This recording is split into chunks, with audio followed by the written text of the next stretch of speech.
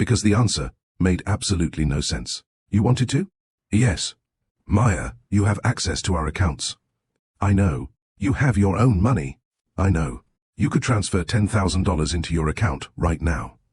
I know. Adrian took a slow breath. Then, why have you been taking $10 from my pocket? Maya looked at him for several seconds, and instead of answering, she stood. She picked up her handbag. Adrian watched her. That's it? Maya looked at him. For now? You're not going to explain? Her expression softened. I don't think I need to. Then she walked past him. Adrian remained standing beside the window. The billionaire who could buy almost anything had just discovered something money couldn't solve. Maya had learned those lessons slowly. She learned them from relationships, from family, from workplaces, from every situation where she had been praised for being patient when what she really was afraid. She didn't know it at the time, but every time she swallowed her feelings to keep someone happy, she was paying a small price. And eventually, those small payments became expensive. By the time she met Adrian, Maya had already made herself a promise. Never again. She would never allow another person's affection to become the reason she abandoned her own dignity. That promise would eventually become the most important thing in her marriage. Because Adrian wasn't a cruel man. He wasn't abusive. He didn't shout at her. He didn't tell her what she could wear. He didn't forbid her from working. He didn't monitor her phone. In fact, Adrian was generous, attentive, and protective. That was precisely what made Maya's struggle so complicated. Sometimes control doesn't arrive looking like control. Sometimes it arrives looking like protection. Sometimes dependence doesn't begin with someone demanding that you need them. That was what disturbed Adrian most. Maya. Her hand paused. She looked at him through the mirror. Yes? Adrian lifted the wallet. Did you take $10 from my pocket? The question hung in the room. Maya slowly turned around. For a moment, neither of them moved. Then she said the one word Adrian wasn't expecting. Yes. No denial. No nervous laughter. No excuse. Just yes. Adrian stared at her. He looked down at the wallet again. Then back at his wife. Why? Maya's expression didn't change. Because I wanted to.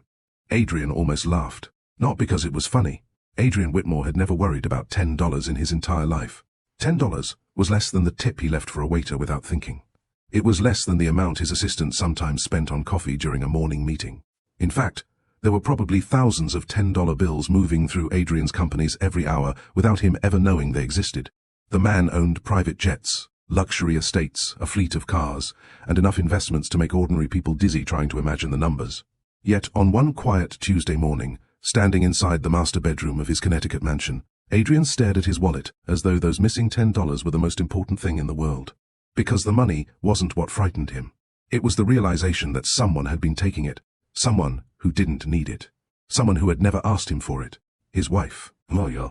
For nearly 3 years, she had quietly reached into his pocket every morning and removed exactly $10. And Adrian had never noticed. Not once. Until that morning. He stood beside the enormous windows overlooking the estate's perfectly manicured gardens, his wallet open in one hand. His face was unusually still.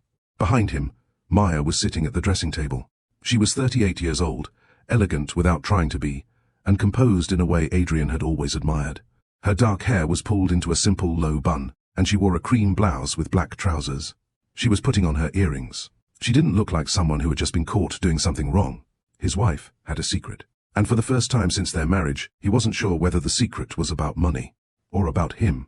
Welcome back to Love Stories by Mr. Johnson, where every story is more than romance. It's about the choices people make, the wounds they carry, and the lessons they learn when love is tested.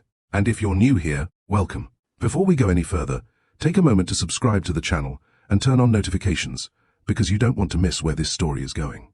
And I want you to think about something while we continue. If you had everything you could possibly want financially, but you felt yourself slowly losing your independence, what would you do? Would you stay quiet because the person loved you? Would you accept everything they gave you because you knew they meant well? Or would you quietly draw a line and remind yourself that love should never require you to disappear? Because Maya's $10 were never really about $10. To understand that, we have to go back to the beginning. Long before Maya became Mrs. Adrian Whitmore. Long before she moved into a mansion. Long before she learned what it felt like to wake up beside a billionaire. There was another Maya, a younger woman who believed that being loved meant being agreeable. She believed that good women didn't cause problems. They didn't ask too many questions. They didn't say no too often. They didn't make the people they loved uncomfortable. And, most importantly, They didn't walk away. Sometimes it begins with someone loving you so generously that you slowly forget how capable you were before they arrived. And that was exactly what had begun happening to Maya. Adrian had given her a life she could never have imagined growing up. A beautiful home, financial security, travel, comfort, opportunities. He had opened doors she didn't even know existed. And Maya appreciated all of it. She loved him. That was never the question. The question was whether she could love him without losing herself. That was why the $10 mattered. Every morning, when Adrian was getting dressed, Maya would quietly reach into his pocket. She would take one $10 bill. She never took 20, never 50, never 100, only 10. Then she would put it away. She didn't spend it. She didn't use it for shopping. She didn't use it for groceries. She didn't secretly send it to someone. She saved every single bill. At first, she didn't even know why. She only knew that something inside her felt calmer after doing it. It reminded her of the woman she had been before wealth entered her life. The woman who knew exactly what things cost. The woman who worked for what she had. The woman who could walk into a store and make a decision based on what she wanted rather than what someone else could afford. The woman who knew how to stand alone. Maya wasn't trying to punish Adrian. She wasn't trying to steal from him. She wasn't trying to prove that she didn't love him. She was trying to make sure that somewhere beneath the designer clothes, expensive dinners, private flights, and enormous house, she could still recognize herself. And Adrian had no idea. Not until that Tuesday morning. Not until he counted the money in his wallet. Not until he finally looked at his wife and asked the question she had secretly known he would ask someday. Why? The truth was, Maya had been preparing for that question for years. She just hadn't known what she would say when it finally came. And neither of them understood yet that the answer would force them to confront something much bigger than $10. It would force them to ask whether love could survive when two people were determined to remain whole. And sometimes, that is the hardest test of all. Because it is easy to love someone when everything is comfortable. It is easy to say you respect someone's independence when their independence doesn't inconvenience you. But what happens when the person you love sets a boundary that you don't understand? What happens when helping them begins to feel like rejection? What happens when protecting them begins to feel like controlling them? And what happens when the person with all the money finally realizes that the one thing his wife needs from him is something he cannot buy? That was the real story behind Maya's $10. But Adrian wouldn't discover the whole truth that morning. Not yet. Because before he could understand why she took the money, he first had to understand the woman he had married. Adrian had spent most of his adult life believing that if he understood a problem, he could solve it. That belief had made him successful. When a company struggled, he found the weakness and fixed it. When a deal threatened to collapse, he found another way forward. When someone told him something couldn't be done, he usually responded by asking how much it would cost to make it possible. Money had taught him that almost every obstacle had a solution. But Maya wasn't an obstacle. And that morning, Adrian was beginning to understand that he had been approaching his marriage with the wrong mindset. He stood in the dining room after Maya left for work, staring at the $10 bill he had removed from his wallet. It was ordinary, a little worn. Nothing about it suggested that it could carry the weight of a 3-year secret. Adrian placed it on the table. His house manager entered quietly. "Mr. Whitmore, your car will be ready in 15 minutes. Adrian nodded. "Thank you." The man began to leave. "Wait." He turned. "Did you notice anything unusual about Maya lately?" The house manager hesitated. "Not that I'm aware of, sir." Adrian nodded. "All right." The man left. Adrian looked back at the $10 bill. For the first time in years, he didn't know what to do next. He could call his financial advisor. He could check their accounts. He could ask his security team whether Maya had been moving money. But something told him that would be the wrong approach. This wasn't a financial problem. It was a human one. And the woman he loved had just told him, without saying the words, that there was a part of her life he had failed to understand. Maya had always been difficult to impress. Not because she thought she was better than other people. Quite the opposite. She had spent much of her life believing that people deserved the same dignity, regardless of how much money they had. Her mother had worked 2 jobs when Maya was growing up. Her father had spent most of his life doing contract work, never knowing exactly what the next month would bring. There had been years when the family had to count every dollar. Maya remembered standing beside her mother in grocery stores while her mother compared prices. She remembered hearing the words, "We can get that next time." She remembered watching her mother quietly put something back on the shelf. Those memories had never made Maya ashamed of having less. They had taught her something far more valuable. Money mattered, but so did knowing how to live without it. Her mother had once told her, "Never let having little make you feel little." Maya never forgot that. Unfortunately, she didn't always live by it. When she was 26, Maya fell deeply in love with a man named Daniel. He was charming, funny, ambitious, and, in the beginning, incredibly attentive. He remembered small details about her. He brought her coffee. He called when he knew she'd had a difficult day. He made her feel chosen. Maya mistook that feeling for safety. Then, the relationship changed. It happened gradually. Daniel began criticizing the people Maya spent time with, then her clothes, then her career. He would say things like, "I'm only telling you this because I care about you." Whenever Maya disagreed, he accused her of being difficult. Whenever she wanted space, he called her distant. Whenever she stood up for herself, he told her she was becoming selfish. And Maya kept trying to become easier to love. She apologized. She adjusted. She became quieter. She stopped disagreeing. She stopped seeing certain friends because Daniel didn't like them. She even turned down a promotion because it would have required traveling, and Daniel said a serious relationship shouldn't have that kind of distance. At the time, Maya thought she was compromising. Years later, she understood the difference. Compromise meant meeting someone halfway. What she had been doing was walking the entire distance herself. The night she finally left Daniel, there was no screaming, no dramatic confrontation, no broken furniture. She simply packed a suitcase and placed it beside the front door. Daniel watched her. "You're really doing this?" Maya nodded. "You'll come back." She looked at him. "Maybe you believe that." He laughed bitterly. "You won't find someone who loves you like I do." And Maya had believed that once. But as she stood there, she realized something. Being loved wasn't enough. She needed to be respected too. "I hope I find someone who lets me love myself too," she said. Then she walked out. That night changed her. Not because leaving Daniel suddenly made her fearless. It didn't. She was terrified. She cried in her car. She spent several nights questioning herself. But every morning she woke up, she had one thing she hadn't had in a long time. Peace. And eventually, peace taught her something fear never could. Being alone was better than being loved at the cost of herself. Years later, that lesson followed Maya into the workplace.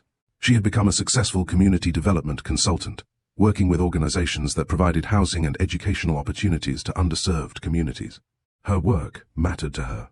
She wasn't doing it because she needed the salary. She did it because she believed in it. Then came the day her supervisor presented one of her ideas as his own. Maya sat in the conference room as he explained a proposal she had spent 6 weeks developing. Everyone congratulated him. Nobody mentioned her name. Maya remained silent. But this time, she didn't swallow it. After the meeting, she walked into his office. "I'd like to discuss the proposal." Her supervisor leaned back. "Sure." Maya placed a folder on his desk.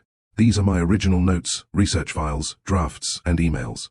His expression changed. "You think I'm stealing your work? I know you're presenting my work without credit." He stared at her. Most employees would have backed down. Maya didn't. "I don't need a public apology," she said. "I need my contribution recognized." Her supervisor tried to dismiss her. She didn't argue. She simply documented everything and took the matter to the organization's executive director. Within weeks, she received recognition for the project. But something more important happened. Maya realized that self-respect wasn't a feeling. It was a practice. Sometimes it meant speaking. Sometimes it meant saying no. And sometimes it meant walking away. That understanding was already part of her when Adrian entered her life. Which was why their first meeting had been so unusual. Adrian had expected Maya to be impressed by him. Instead, she had challenged him. He had been standing beside a display at a charity auction when she told him his foundation was spending money in the wrong place. Most people would have softened their criticism. Maya hadn't. She didn't know it then, but Adrian remembered that conversation for months. Not because she had criticized his proposal, because she had done it without trying to hurt him. There was no arrogance in her voice. No desire to embarrass him. She simply believed something was wrong, and felt comfortable saying so. That quality stayed with him. Their second meeting happened at a community development event. Then a third. Then coffee. Then dinner. Their relationship grew without either of them forcing it. Adrian never tried to impress Maya with his wealth. At least, not deliberately. And Maya never pretended his wealth didn't matter. She simply refused to make it the foundation of their relationship. Once, early in their courtship, Adrian offered to buy her a new car. Maya laughed. "I'm good. Your car is 10 years old. It works. It's going to cost more to maintain than it's worth. Then I'll decide when it's time to replace it." Adrian looked at her. "You're serious?" "Very."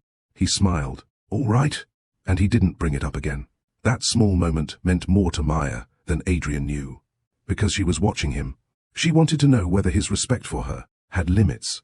She wanted to know whether no would eventually become an insult. It never did. When Adrian asked her to marry him, Maya's answer wasn't immediate. She loved him. That part was easy. But she also knew marriage could change people. So before she accepted, she sat across from him in a quiet restaurant and told him exactly what she needed. I want to keep working. Of course. I want my own account. Of course. I want to make decisions without asking permission. Adrian looked almost confused. Why would you need my permission? Maya held his gaze. That's what I need to hear. He understood. And he promised. For a while, he kept every promise. That was why the change had been so difficult for Maya to recognize. Adrian hadn't suddenly become a different man. He had simply become more comfortable. And comfort can be dangerous when people stop asking questions. After they married, Adrian's generosity expanded. He bought a larger home. He hired staff. He arranged private travel. He made sure Maya never had to worry about bills.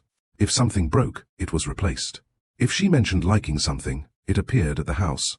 If she complained about being tired, Adrian would tell her to stop working. You don't have to, he'd say. And Maya always knew he meant it lovingly. But there was a difference between hearing, you don't have to work, and hearing, I support whatever you choose. The first slowly removed necessity. The second protected freedom. Maya didn't know how to explain that distinction. Not yet. So she did what she had learned to do when something inside her felt uncertain. She became quiet. And one morning, she took $10 from Adrian's pocket. She didn't plan to do it again. But the next morning, she did. Then the next. Eventually, the $10 bill became a private reminder. Not that Adrian was controlling her. Not yet. But that she needed to remain conscious of herself. She needed to remember that being provided for didn't make her powerless. That receiving didn't mean surrendering. That marriage didn't mean ownership. And most importantly, that love shouldn't require her to forget the woman she had fought so hard to become. Back in the present, Maya sat alone at her desk. Her phone buzzed. A message from Adrian appeared. Dinner tonight.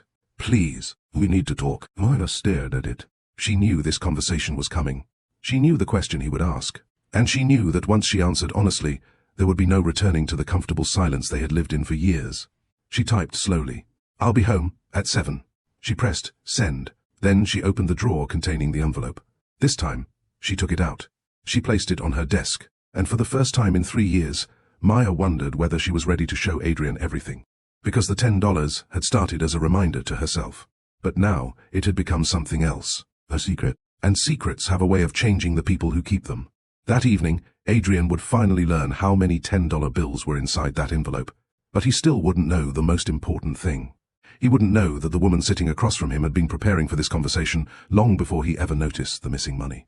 And when Maya finally told him the truth, Adrian would have to decide what kind of husband he wanted to be. The kind who solved problems with money, or the kind who learned how to listen. If Maya's story already has you wondering why she took those $10 every morning, don't stop here. The real reason goes far deeper than money, and Adrian is about to discover a truth that could change the way he sees his marriage forever. Before we continue, subscribe to Love Stories by Mr. Johnson, turn on notifications, and stay with us for the next chapter.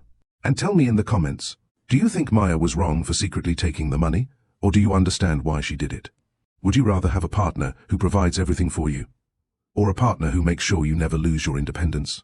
Share this story with someone who needs to hear that love should never cost you your self-respect. Let's continue. At 7 o'clock that evening, Maya walked through the front doors of the Whitmore estate knowing that something had changed. Nothing in the house looked different. The chandelier above the foyer still cast warm light across the marble floor. The enormous staircase still curved toward the second floor. Fresh flowers still stood in a crystal vase near the entrance, and somewhere in the kitchen, the staff were preparing dinner exactly as they had every other evening. Everything looked perfect. But Maya no longer felt comfortable pretending that everything was. She removed her coat and handed it to the housekeeper. Thank you. You're welcome, Mrs. Whitmore. Maya smiled politely and walked toward the dining room. Adrian was already there. He wasn't wearing a suit this time. His tie was gone, and the sleeves of his white shirt were rolled to his forearms. He looked less like the billionaire who appeared on magazine covers and more like the man Maya had fallen in love with. That almost made the conversation harder. Adrian stood when she entered. You're right on time. I said 7. I know. Maya sat across from him. Dinner had been prepared, but neither of them seemed interested in eating. For a few seconds, they simply looked at each other. Adrian broke the silence. I've been thinking about what happened this morning. So have I. I don't want to fight with you. Neither do I. I don't want this to become something bigger than it needs to be. Maya lowered her eyes. It already is. Adrian leaned back. What does that mean? It means the $10 aren't the problem. He looked at her carefully. Then what is? Maya took a breath. You. The word landed heavily. Adrian's expression changed. You think I'm the problem? I think something has changed between us. Because I noticed $10 missing from my wallet? No. She shook her head. Because I think that moment was inevitable. Adrian frowned. I don't understand. I know. Maya folded her hands on the table. That's why we're having this conversation. Adrian remained quiet. Maya looked around the dining room. She remembered the first time she'd eaten there after their wedding. She had been overwhelmed by everything. The house, the staff, the silverware, the quiet. She had grown up in a home where her mother sometimes covered the kitchen table with old newspapers because they couldn't afford a new tablecloth. Now she sat at a table that had probably cost more than her childhood home. And for a long time, Maya had believed she was simply fortunate. She still believed that. But she had begun to realize that comfort could create its own kind of blindness. I don't want you to misunderstand me, she said. I'm listening. I love you. Adrian's expression softened. I love you too. I know. Then tell me what I'm doing wrong. Maya hesitated. That was the difficult part. Because Adrian wasn't doing one terrible thing. There was no single event she could point to. There was no obvious villain. It was 100 small things. 100 moments that individually looked harmless. Together, they had begun changing the balance of their marriage. You remember when we first met? She asked. Adrian smiled slightly. At the charity auction. You told me I was the first person that night to criticize one of your foundation's proposals. You said it was badly designed. It was. He laughed. Apparently. Maya smiled. I liked that you didn't get angry. I liked that you didn't care who I was. I cared. Not about my money. Oh. She looked down. That's what I miss. Adrian's smile faded. What do you mean? I miss the way things felt before we had so much. He looked genuinely confused. We had money when we met. Yes, but it wasn't in every conversation. Adrian said nothing. Maya continued. Back then, if I wanted something, you asked me what I wanted. Now you sometimes decide before I get the chance to answer. I don't see the difference. That's because you're trying to solve it. Adrian's jaw tightened slightly. I am trying to help. I know. Then why does helping you make you unhappy? Because sometimes I don't need help. He stared at her. Maya could see the frustration growing in his eyes. She understood it. Adrian was a man who had spent his entire life solving problems. If someone was cold, he bought a heater. If someone was struggling, he gave them money. If a company was failing, he replaced the leadership. If someone he loved was unhappy, he wanted to fix whatever caused it. But Maya wasn't asking him to fix her. She was asking him to see her. And those were not the same thing. Do you remember the apartment I had before we married? She asked. Of course. The one on Madison? Yes. I loved that apartment. Adrian smiled. You complained about the plumbing every week. I did. And the elevator. That too. You hated the elevator. I did.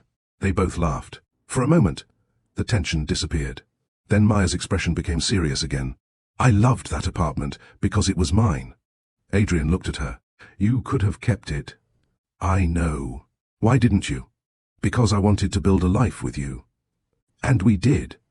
Yes. She looked around the dining room. But somewhere along the way, building a life with you became letting you build everything for me. Adrian didn't answer. The silence lasted several seconds. Then he asked quietly, Are you saying you regret marrying me? No. The answer came immediately. I don't regret you. Then what do you regret? Maya's eyes became distant. I regret how easy it became for me to stop asking myself what I wanted. Adrian looked down. That answer was harder to fight than an accusation, because it wasn't entirely about him. Maya knew that. She had allowed some of it to happen. She had accepted the convenience. She had enjoyed the freedom from financial pressure. She had stopped checking prices, stopped worrying about unexpected expenses, stopped carrying much cash, stopped thinking about what would happen if something went wrong. Adrian had not forced those changes. She had welcomed them. But now she understood something. Independence isn't only about having money. It's about knowing that your identity doesn't disappear when someone else becomes capable of providing more than you can. Maya's mother had taught her that lesson when she was a child. Never let having little make you feel little. Maya had understood the first half. She was still learning the second. She looked at Adrian. I need to tell you something about my past. He nodded. Maya took a slow breath. When I was with Daniel, I thought I was in love. Adrian's expression changed slightly. He knew the name. He had heard it only once or twice before. He had never asked many questions. Now he realized he should have. Who was he? Adrian asked. Someone I thought I'd marry. Adrian remained silent. He was wonderful in the beginning, Maya said. That's how these things usually start. Her voice was calm, but the memories were clearly painful. He made me feel special. He listened to me. He remembered things about me. He made me believe I'd finally found someone who understood me. What happened? Maya looked toward the window. He slowly started deciding who I should be. Adrian's eyes narrowed. Explain. He didn't tell me directly. Not at first. She smiled sadly. He'd say things like, I don't think that's the kind of dress you should wear. Or, you don't need to spend time with her. Or, why do you need that promotion? You're already doing well. Adrian listened carefully. I thought he was protecting me. And then? Then I realized he was editing me. The words remained between them. Maya continued. Every disagreement became evidence that I didn't love him enough. Every boundary became selfishness. Every decision he didn't like became proof that I was changing. Adrian's hands slowly tightened. Did he control your money? No. Your phone? No. Your job? Not officially. She looked at him. But I changed everything anyway. Why? Because I wanted to keep him. Adrian looked away. Maya's voice became softer. I thought if I became easier to love, he'd love me better. She paused. Instead, I became harder to recognize. Adrian looked back at her. How long did that last? 3 years. Why didn't you leave sooner? Maya smiled faintly. Because leaving is easier when you're afraid of losing a relationship. It's much harder when you've convinced yourself that losing yourself is the price of keeping it. Adrian didn't know what to say. Maya reached for her water. She took a sip. One night, I looked in the mirror and realized I couldn't remember the last decision I'd made simply because I wanted it. Adrian's eyes stayed on her. So you left? I did. Just like that? Oh. She smiled. Not just like that. There had been tears, fear, doubt, a suitcase by the door. Hours sitting in her car wondering if she'd made the biggest mistake of her life. But, eventually, she drove away. And for the first time in years, she felt something she hadn't expected. Relief. That's when I made myself a promise, Maya said. What promise? That I would never again abandon myself, just to keep someone else. Adrian absorbed the words. Then he asked, Do you think you're doing that with me? Maya looked directly into his eyes. I don't know. The honesty hurt him, but she continued. That's why I'm paying attention. Adrian sat back. The room became quiet. Outside, the wind moved gently through the trees. Neither spoke for several seconds. Finally, Adrian reached for his glass. I don't want to be Daniel. I know. I don't want you to feel like you have to protect yourself from me. I know. Then tell me what I need to change. Maya shook her head. That's the problem. What? You keep asking me what you need to fix. Adrian frowned. What should I ask? Maya looked at him. Ask me what I need you to understand. For the first time that evening, Adrian had no immediate answer. And perhaps that was exactly what Maya wanted. Not a solution, not a gift, not a promise made in frustration, just understanding. Because before Adrian could understand the $10, he needed to understand the woman who had been carrying their meaning for 3 years. And Maya knew that if he truly wanted the answer, she would have to take him further back. Back to the years when she learned that losing yourself rarely happens all at once. It happens one small surrender at a time. Just like $10. The following morning, Maya woke before Adrian. She lay quietly beneath the white sheets, watching the faint light of dawn move across the ceiling. Adrian was asleep beside her. For several minutes, she simply listened to his breathing. There had been a time when waking beside him had felt like the safest place in the world. It still did. But now, there was something else mixed into that feeling. Awareness. The kind that comes when you finally realize that loving someone doesn't automatically mean knowing how to love them well. Maya slowly slipped out of bed. She walked into the dressing room and opened the drawer. The envelope was still there. She looked at it, then at the reflection of herself in the mirror. For years she had told herself that the $10 were a harmless reminder. But now, Adrian knew. And once a private habit becomes part of a relationship's conversation, it can no longer remain private in the same way. She picked up the envelope. It was heavier than it looked. Not because of the money, because of the memories. She opened it. One bill, then another, hundreds of small decisions. Every $10 bill represented a morning when Maya had reached into Adrian's pocket, and reminded herself that she was still capable of standing on her own. But there was something she had never told him. She hadn't started taking the money because of Adrian. She had started because of herself, because even after leaving Daniel, the fear of becoming dependent on someone had never completely disappeared. Maya had spent years rebuilding her life after Daniel. She found a small apartment. She bought furniture piece by piece. She learned to manage her finances carefully. She built her career. She learned how to say no without explaining herself for 20 minutes afterward. At first it felt strange. When a friend invited her somewhere she didn't want to go, Maya would instinctively prepare an excuse. Then she'd stop. No, thank you. That was all. The first time she said it without explanation, she sat in her car afterward and laughed at herself. It seemed ridiculous, but it was a victory. She had spent years believing that a boundary required permission. Now she understood that a boundary was simply a decision about what she would and wouldn't accept. That lesson transformed her career too. A few months after leaving Daniel, Maya accepted a position with a non-profit organization. The pay wasn't extraordinary. The workload was. She didn't mind. She loved the work. Every day, she helped communities develop affordable housing programs and educational initiatives. The job wasn't glamorous. There were long meetings, limited budgets, political disagreements, and plenty of people who thought their ideas mattered more than hers. But Maya didn't shrink anymore. She learned to speak when she had something to say. She learned to listen when she was wrong. She learned that confidence wasn't about always being right. It was about being comfortable enough to admit when you weren't. Then came the project that changed her professional life. Maya had spent 6 weeks developing a proposal for a community housing initiative. She researched neighborhoods, interviewed residents, studied budgets, built projections, created a detailed implementation plan. She presented the proposal to her supervisor. He praised her.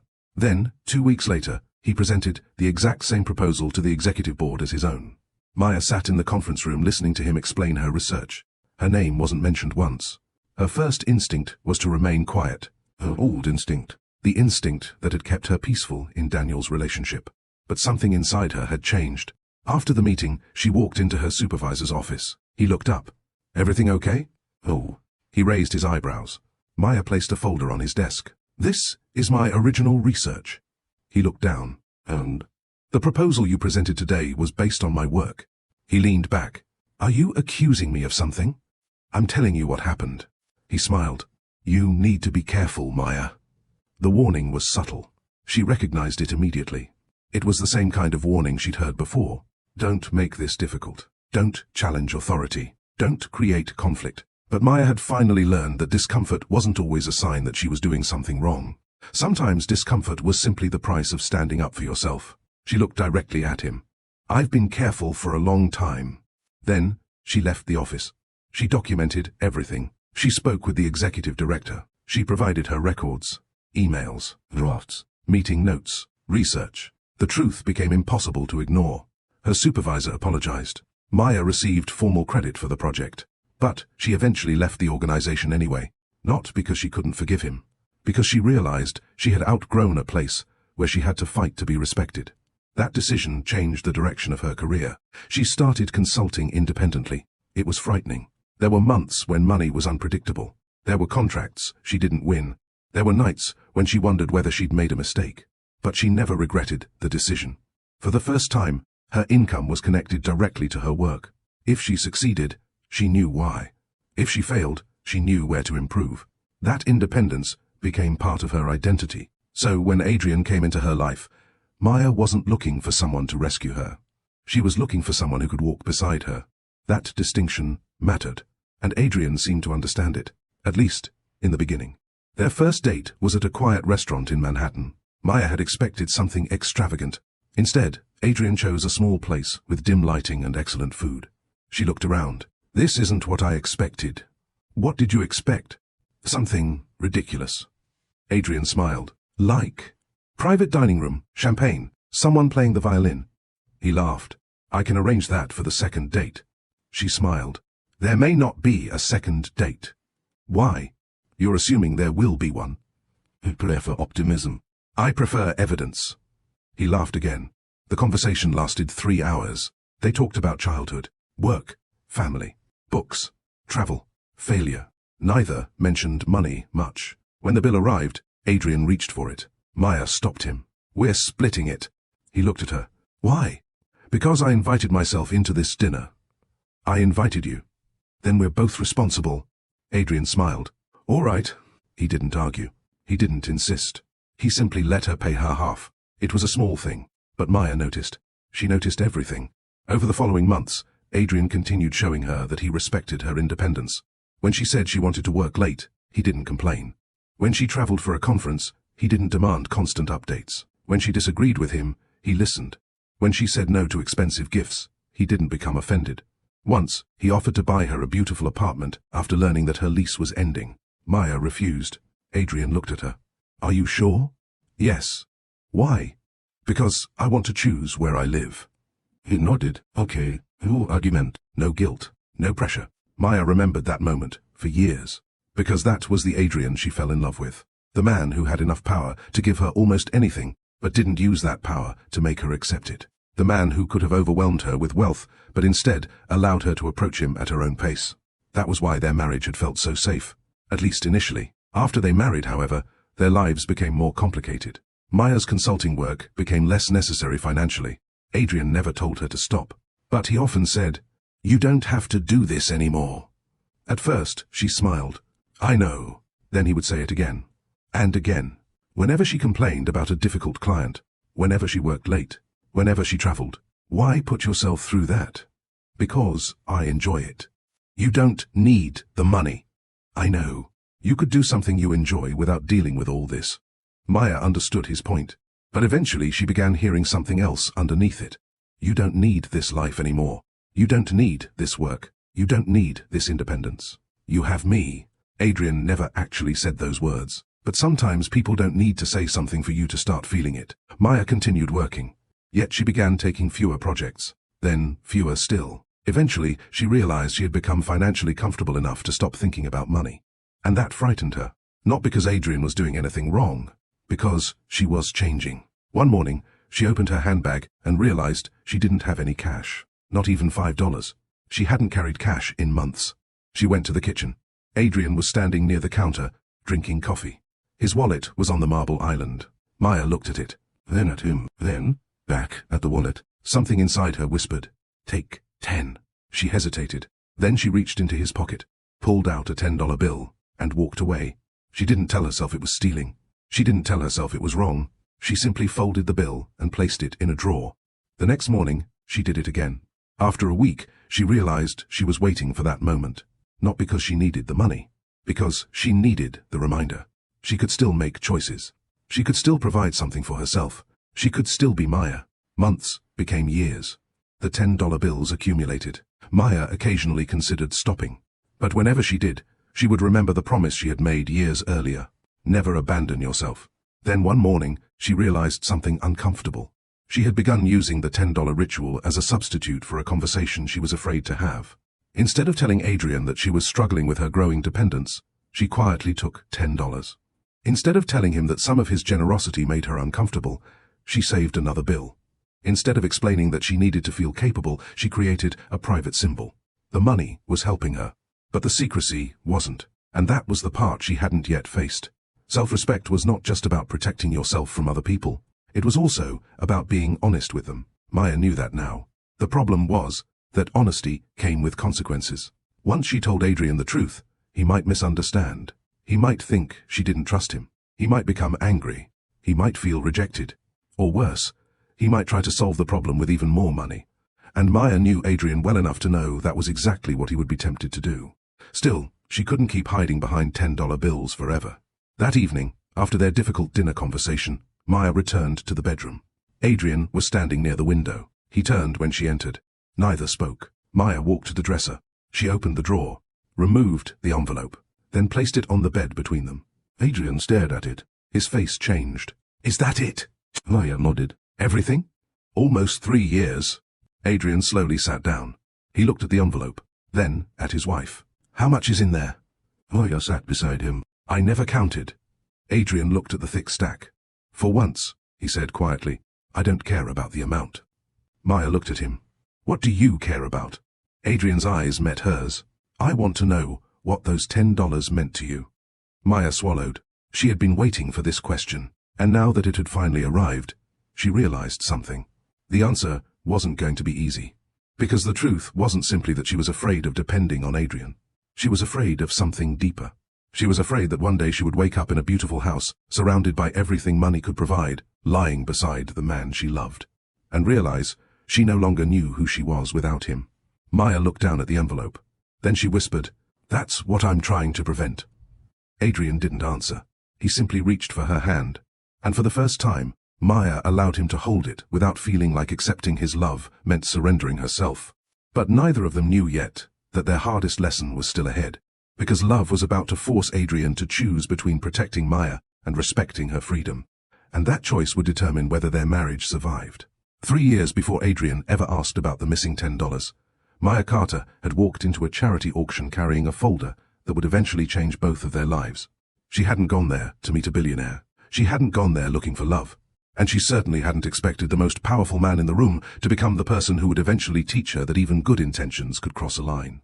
At the time, Maya had one goal. She wanted the Whitmore Foundation to reconsider how it was spending its money. The foundation had announced a major community housing initiative, and Maya had spent weeks reviewing the proposal. On paper, it looked impressive. Millions of dollars, several neighborhoods, new housing developments, education programs, job training. The kind of announcement that looked wonderful in a press release. But Maya had noticed something buried inside the numbers. Too much money was being spent on administration and presentation, while the communities the project was supposed to help were receiving less than they should. She had prepared notes. She had highlighted the inconsistencies, and she had come to the auction prepared to say exactly what she thought. The problem was that the man responsible for the proposal was standing 30 feet away from her. Adrian Whitmore, the billionaire, the owner of Whitmore Holdings. The man whose name appeared on buildings, hospitals, scholarship programs, and business magazines. Maya knew who he was. Everyone did. But she didn't know him. And she wasn't about to pretend she did. She stood near one of the foundation's displays, reading the financial breakdown for the 3rd time. A voice beside her said, "You don't look impressed." Maya glanced sideways. Adrian was standing there.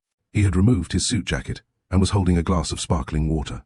His expression was relaxed. Maya looked back at the display. "I haven't decided yet." "That's diplomatic."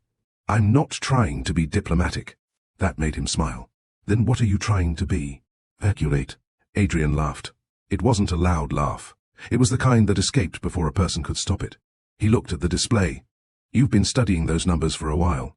"Yes." "Anything wrong?" Maya hesitated. She could have avoided the conversation. She could have smiled politely. She could have said the proposal looked excellent. That would have been easier. Instead, she pointed toward one of the figures. "That administrative allocation." Adrian looked at it. "What about it?" "It's too high." His expression changed slightly. "How high?" "High enough that I wouldn't approve the project." Adrian looked at her. "You wouldn't approve my project?" "If I were responsible for it." "Why?" "Because the people you're trying to help won't see enough of the money." Adrian studied her. "That's a serious accusation." "It's an observation." "You've seen the full proposal?" "Yes." "Who are you?" "Maya Carter." "Are you with the foundation?" "No." "Then how did you get the proposal?" "It was included in the public materials." Adrian nodded. Maya closed her folder. "I'm not saying the entire project is bad. You're saying it's badly structured." "Exactly." He smiled. "You've thought about this." "I don't criticize things I haven't studied." Adrian looked at her for another moment. Most people who approached him at events like this wanted something. A donation, an introduction, a partnership, a photograph, a job. Maya wanted none of those things. She wanted the proposal changed. That was new. "Would you show me what you'd change?" he asked. Maya looked at him. "Now? Why not?" She glanced around the crowded ballroom. "Because you're supposed to be greeting donors." "I can do that later." "You don't have to." "I know." She studied him. There it was.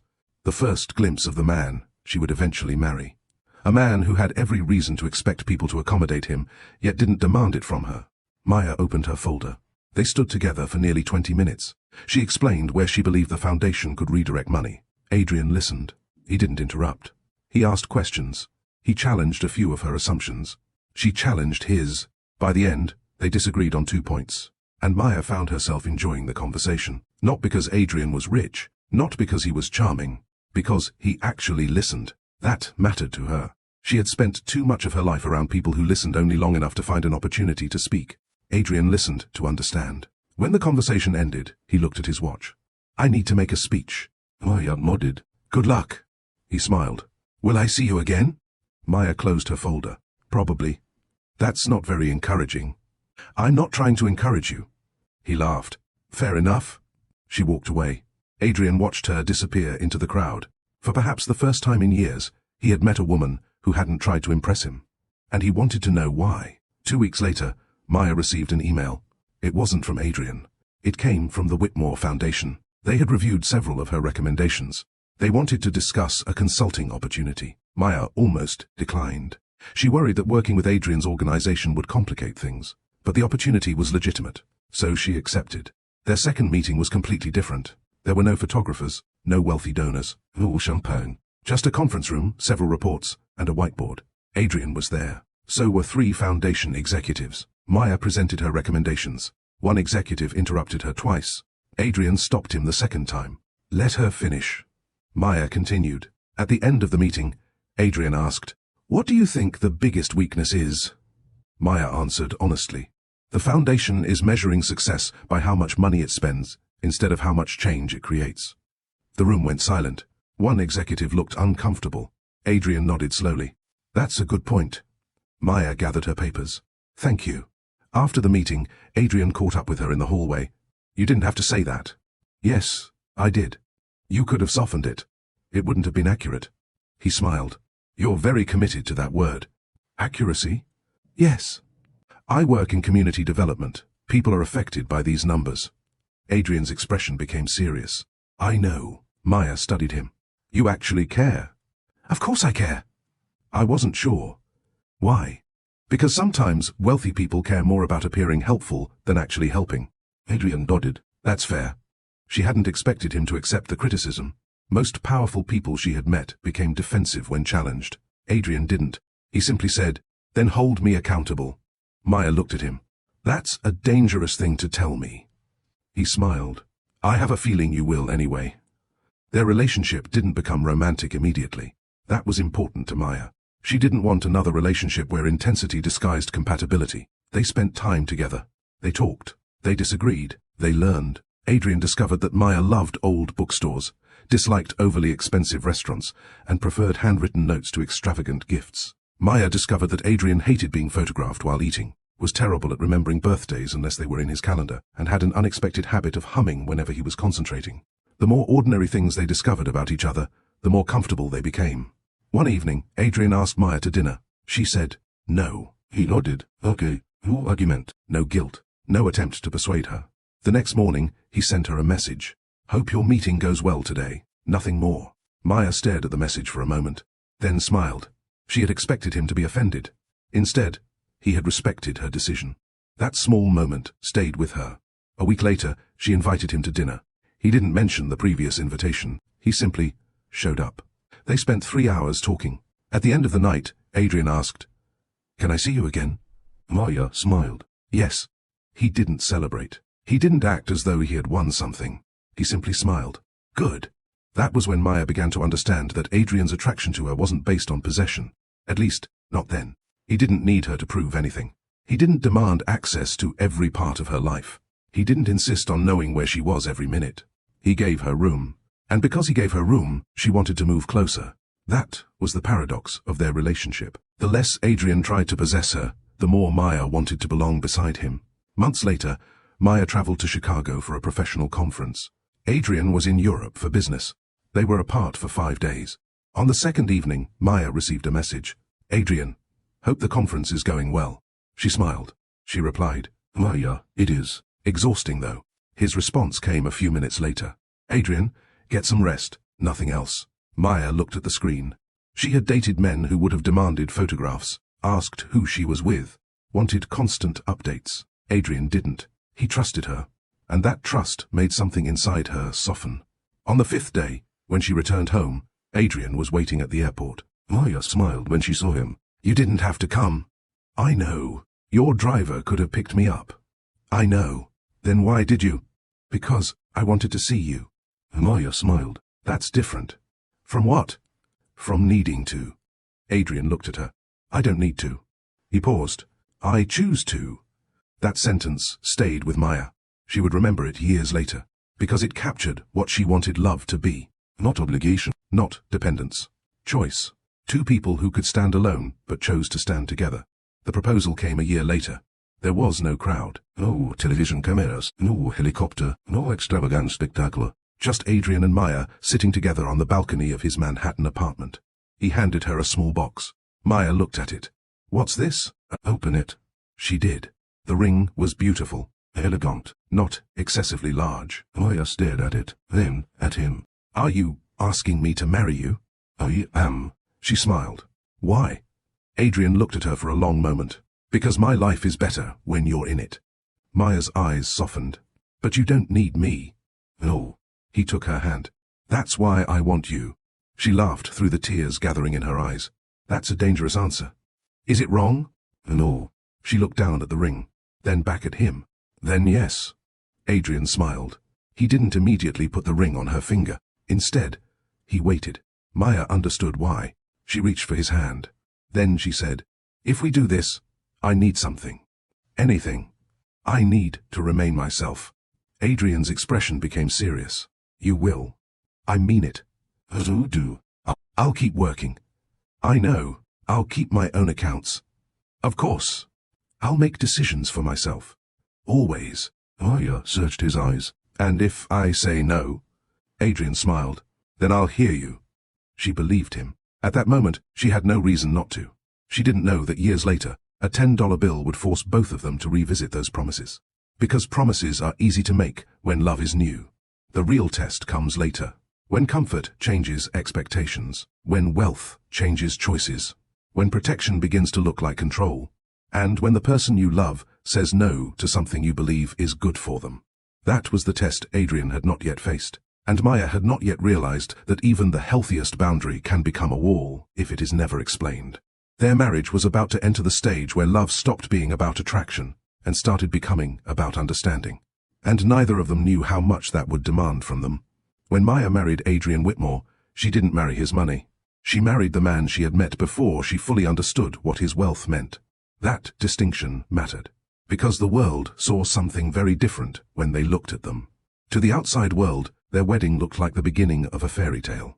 A billionaire, a beautiful woman, a mansion in Connecticut, private flights, luxury vacations, charity galas, photographs in magazines. People called Maya lucky. They called Adrian generous. They called them a power couple. But the people who used those words didn't know what mattered most inside their marriage. Maya had never wanted to become Adrian's possession, and Adrian had never wanted her to feel like one. At least, that was how their marriage began. Their wedding itself reflected that. Adrian could have spent millions. He could have rented an entire island. He could have invited celebrities from around the world. Instead, Maya asked for something smaller. Family, close friends, good food, music, and a ceremony that felt like them. Adrian agreed. When one of his advisors suggested turning the wedding into a major publicity event, Adrian rejected the idea. It's our wedding, he said, not a company event. Maya never forgot that. She remembered standing beside him before the ceremony, looking at the man she was about to marry. He looked nervous. She smiled. You look terrified. I am. You're the billionaire. That doesn't help. She laughed. You'll survive. Adrian looked at her. I just don't want to get this wrong. Maya squeezed his hand. Then listen. I will. And he did. Their vows were simple. They promised to respect each other, to tell the truth, to remain partners, to make room for each other's dreams. Maya remembered every word. Oh, dear Adrian. But neither understood yet how difficult those promises could become when real life entered the room. The first year of their marriage was almost embarrassingly peaceful. They traveled. They worked. They cooked together occasionally. They argued about what movie to watch. They had quiet Sunday mornings. Maya continued her consulting work. Adrian continued running his companies. Their worlds were different, but they made room for each other. If Maya had an important presentation, Adrian made sure he was available afterward. If Adrian had a difficult board meeting, Maya would send him a message before it began. You know what you're doing. Trust yourself. He often replied, I do. I have you. Maya loved that. She didn't hear dependence in his words. She heard partnership. But then their financial reality began to change the rhythm of their lives. It wasn't something Maya noticed immediately. Adrian had always been wealthy. That wasn't new. What changed was how easily his wealth began solving problems. When Maya's car needed repairs, Adrian replaced it. She protested. He insisted. It's becoming unreliable. I can repair it. You shouldn't have to. She frowned. Why? Because I can buy you a better one. Maya eventually accepted. The car was beautiful. She loved driving it. But something about the experience stayed with her. Adrian hadn't asked whether she wanted a new car. He had decided she needed one. At the time, Maya dismissed it. He was being generous. Nothing more. Then it happened again. Maya mentioned that she was tired after a difficult week. The next day, Adrian arranged for someone to help with her workload. She hadn't asked. He thought he was helping. Another time, Maya mentioned that she liked a particular house in a neighborhood they passed while driving. A few weeks later, Adrian mentioned that he was considering purchasing it. Maya stared at him. Why? You said you liked it. I said I liked the architecture. You could live there. I like our house. Adrian looked confused. I thought you'd enjoy having another option. Maya smiled politely. Another option I didn't ask for. He noticed her tone. You're upset. No, Maya. I'm not upset. But she was. Not because of the house. Because something subtle had happened. Adrian had begun treating her comments as instructions. If she mentioned liking something, he could provide it. If she mentioned a problem, he could solve it. If she expressed frustration, he could remove the source. His instinct was always the same. Fix it. Maya began wondering whether he still knew how to simply listen. One Saturday morning, they sat on the back patio. Maya was reading. Adrian was working on his tablet. The weather was perfect. Maya closed her book. Adrian, do you remember when we first started dating? He looked up. Of course. You used to ask me questions. I still do. Not like before. He put the tablet down. What do you mean? You used to ask what I wanted. And now? Now you sometimes decide. Adrian frowned. Give me an example. The car. I thought you needed one. I did. So, what's wrong? You replaced mine without asking. It was unsafe. It needed repairs. It was 10 years old. It was my car. Adrian paused. Maya continued. I know you were trying to help. I was. I know. Then why does this feel like criticism? Because I don't want you to think that every problem I have is yours to solve. Adrian looked at her. I don't. Sometimes it feels that way. He was quiet. Then he said, I love taking care of you. Maya smiled sadly. I know. Is that wrong? Oh. Then, what is? She searched for the right words. There's a difference between taking care of me and taking over. Adrian's expression tightened. I would never take over your life. I know you wouldn't intentionally. Then why are we having this conversation? Because intentions aren't the only thing that matter. That sentence stayed with him. He didn't respond immediately. Maya opened her book again. Adrian picked up his tablet. The conversation ended, but the issue didn't. Over the following months, small disagreements became more frequent. Maya would mention a work trip. Adrian would ask why she needed to go. She would tell him. He would suggest sending someone else. She would explain that her presence mattered. He would say he was only trying to protect her. Maya would say she appreciated it. Then go anyway. Neither wanted a fight. Neither wanted to hurt the other. So they began avoiding the deeper conversation. That was the dangerous part. Their marriage didn't become toxic overnight. There was no dramatic betrayal. No affair. No screaming match. Just small misunderstandings that were left unresolved. And unresolved problems don't disappear. They accumulate. Maya became quieter. Adrian became more confused. He thought she was pulling away. She thought he was becoming controlling. Both were partly right. Both were partly wrong. One evening, Maya came home from work exhausted. Adrian was waiting in the living room. I cancelled your dinner tomorrow. She stopped. What? The dinner with the foundation board. Maya stared at him. Why? You're exhausted. I can decide that. You've been working too much. Adrian, I'm trying to help. You cancelled something on my calendar. I thought you'd appreciate it. Maya slowly put her handbag down. Did you ask me? Oh, why? Because I knew you'd say yes, even though you're tired. She stared at him. Then something inside her went quiet.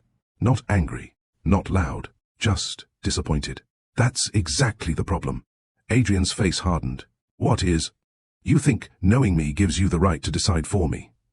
I know you. Yes, I know when you're exhausted. Then tell me you're worried. I did. No, you acted. He looked away. Maya took a breath. I don't need you to manage my life. I am your husband. And I'm your wife. She stepped closer. Not your employee. The words hurt him. He looked at her. I've never treated you like an employee. I know. Then why say that? Because sometimes I feel like you're becoming the manager of my life. Adrian's voice softened.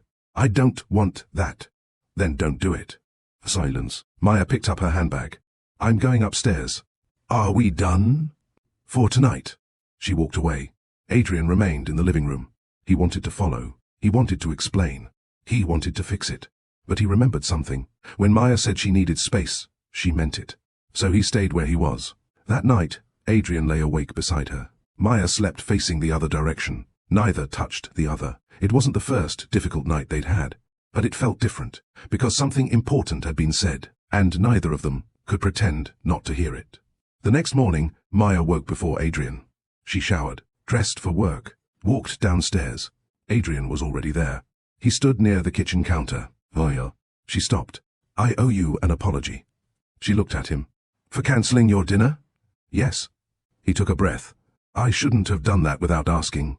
Maya nodded. Thank you. I was trying to protect you. I know, but I understand now that protecting you doesn't mean making decisions for you. Maya looked at him carefully. That was the Adrian she knew. The man who could listen. The man who could admit when he was wrong. She walked toward him. That's all I wanted. He reached for her hand. She let him. For a moment, everything felt better, but neither noticed the deeper problem. Adrian had apologized because he understood the specific mistake. Maya accepted because she believed the boundary had been understood. Neither realized the underlying issue was still growing. The more comfortable their marriage became, the more Adrian's wealth would influence their choices. And the more Maya feared dependence, the more fiercely she would protect her independence. Their love was strong. But love alone doesn't automatically teach people how to handle power. That lesson has to be learned. And Maya would soon discover that even though Adrian respected her no, he still didn't understand what that no was protecting. Because there was one secret she had never told him. Every morning, before Adrian left their bedroom, she took $10 from his pocket. And that small ritual was about to become the most honest conversation of their marriage. By the time Maya and Adrian had been married for 2 years, almost every practical problem in their lives had become easy. Too easy. If the heating system stopped working, someone arrived within an hour. If Maya needed to travel, a car was waiting. If Adrian had a meeting across the country, a private jet was prepared. If either of them wanted dinner from a restaurant 3 states away, the chef could be flown in. They had reached a level of financial comfort where inconvenience had become almost optional. And for a while, Maya loved it. She wasn't going to pretend otherwise. There was something beautiful about waking up without the fear of an unpaid bill. She remembered what financial uncertainty felt like. She remembered checking her bank account before buying groceries. She remembered postponing doctor's appointments because she wasn't sure what they would cost. She remembered calculating whether she could afford a taxi or needed to take the bus. Adrian had removed those worries from her life, and Maya was grateful. But gratitude can become complicated when the person you're grateful to is also the person you love. At first, she didn't notice herself changing. It happened so gradually that there was no single morning when she could point to and say, "That's when I stopped being independent." Instead, it happened through convenience. Adrian would pay the bill before she reached for her purse. A driver would appear before she could call a car. A problem would disappear before she had time to decide whether it was really a problem. And every time, Adrian was smiling. "Don't worry about it."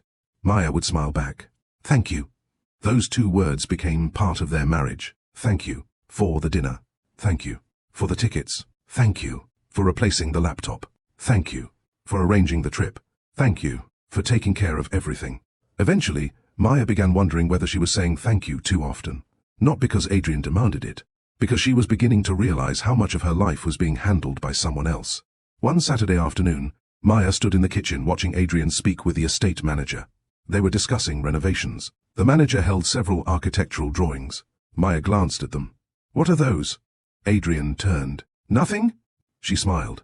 "That usually means it's something." He laughed. "We're renovating the guest wing." "Why?"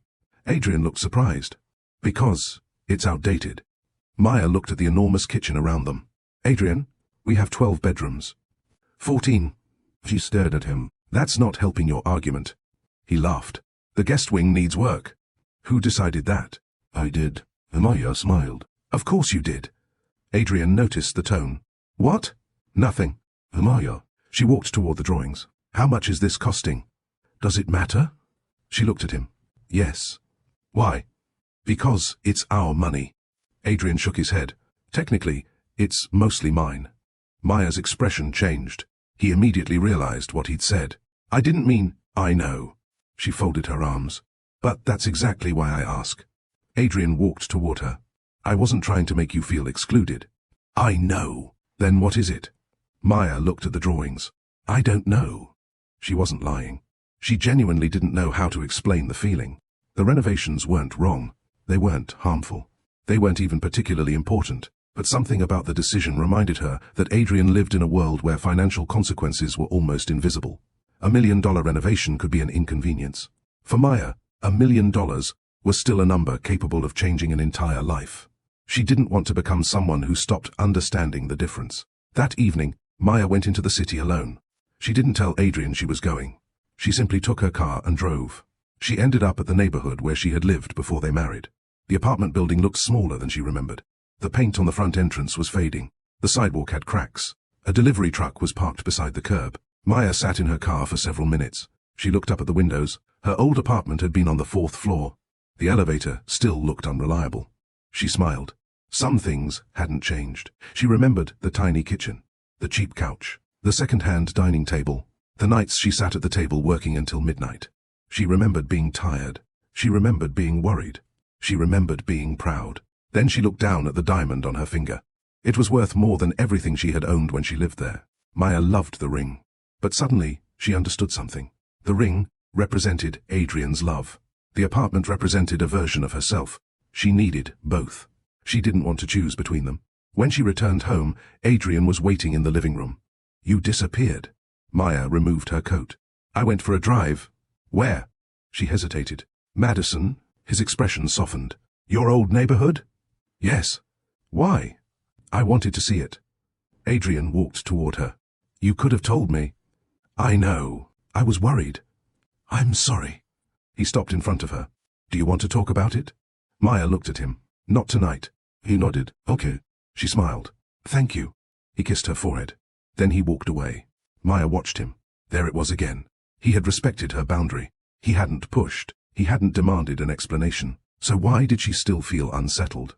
Because the problem wasn't that Adrian refused to respect her. The problem was that she was beginning to question whether she was respecting herself. The following Monday, Maya returned to work. She had recently accepted a new consulting project involving affordable housing. It wasn't financially necessary. Adrian had never asked her to stop working. But the project mattered to her. She spent most of the morning reviewing community data when Adrian called. How's your day? Busy. Are you eating? Yes. You sound tired. I am. Then, come home. Maya smiled. I have another 4 hours. You don't have to work that long. I know. Then why are you? Because I have a deadline. Adrian sighed. You're always working. I'm not always working. You've been doing this for years. Because I like it. I know. Then let me. Silence. Adrian's voice softened. I just don't like seeing you exhausted. I understand. I can hire someone to help. Maya closed her eyes. No. Why not? Because I don't need another person managing my workload. I'm not trying to manage it. Adrian. What? I love you. He paused. But sometimes, when you try to help, I feel like you're telling me that I can't handle my own life. There was silence on the line. Then Adrian said quietly, I don't think you're incapable. I know. Then what do you think? Maya looked out the window. I think you're so used to solving things that you sometimes forget to ask whether I want them solved. Adrian didn't respond immediately. Finally he said, That's fair. Maya smiled faintly. Thank you. They ended the call. Maya returned to her work, but the conversation stayed with her. So did the feeling that she was trying to communicate something Adrian couldn't quite see. That night, Maya sat at her desk at home. She opened her laptop. A spreadsheet appeared on the screen. Her personal finances. She stared at the numbers. Her savings, her investments, her consulting income. Then she opened another document. Their household accounts. The numbers were almost absurd. Maya sat back. She could buy almost anything she wanted. But suddenly, she realized she couldn't remember the last time she had bought something important without considering Adrian's wealth first. Not because he controlled her, because she had unconsciously started measuring her choices against his resources. If she wanted a new computer, she didn't ask whether she could afford it. She asked whether it was worth mentioning to Adrian. If she wanted to travel, she didn't check her own budget. She checked his schedule. If she wanted to make a major investment, she automatically considered what Adrian would think. That realization unsettled her. She closed the laptop. She walked into the bedroom. Adrian was already asleep. His wallet rested on the dresser. Maya stood there looking at it. She remembered their first year together. How free she had felt. How certain. How completely herself. Then she remembered the past 2 years. The conveniences. The gifts. The decisions. The growing sense that Adrian's life was becoming the center around which hers revolved. She reached for the wallet. Stopped. Her hand remained suspended in the air. She didn't take anything. Not that night. Instead, she walked back to the closet. She opened a drawer. Inside was an old photograph. Maya before Adrian, standing outside her old apartment, wearing jeans and a simple blouse, holding a cardboard box. Her hair was messy. Her smile was huge. She looked exhausted. She looked happy. She looked independent. Maya stared at the photograph for a long time. Then she whispered, "I don't want to lose her." The next morning, Adrian was getting dressed when Maya walked into the bedroom. He reached for his jacket. She watched him. "Adrian." He turned. "Yes? Can I ask you something? Anything? If I stopped accepting some of the things you give me, would you be hurt?" His expression became thoughtful. "What things? Money, gifts, help. Why would you stop? Just answer." Adrian considered it. "I'd probably be confused." "Would you be angry? Oh, would you think I didn't love you?" "Of course not." I nodded. "Good." He walked closer. "Why are you asking?" She looked at him. "Because I need to remember that I can say no to you without making you feel rejected." Adrian reached for her hand. "You can always say no." Maya looked down at their hands. She believed him. She really did. But sometimes, knowing that you have the right to say no isn't enough. Sometimes, you need to practice saying it. And Maya was about to begin. She looked at Adrian's jacket, then at the pocket. Her fingers moved toward it.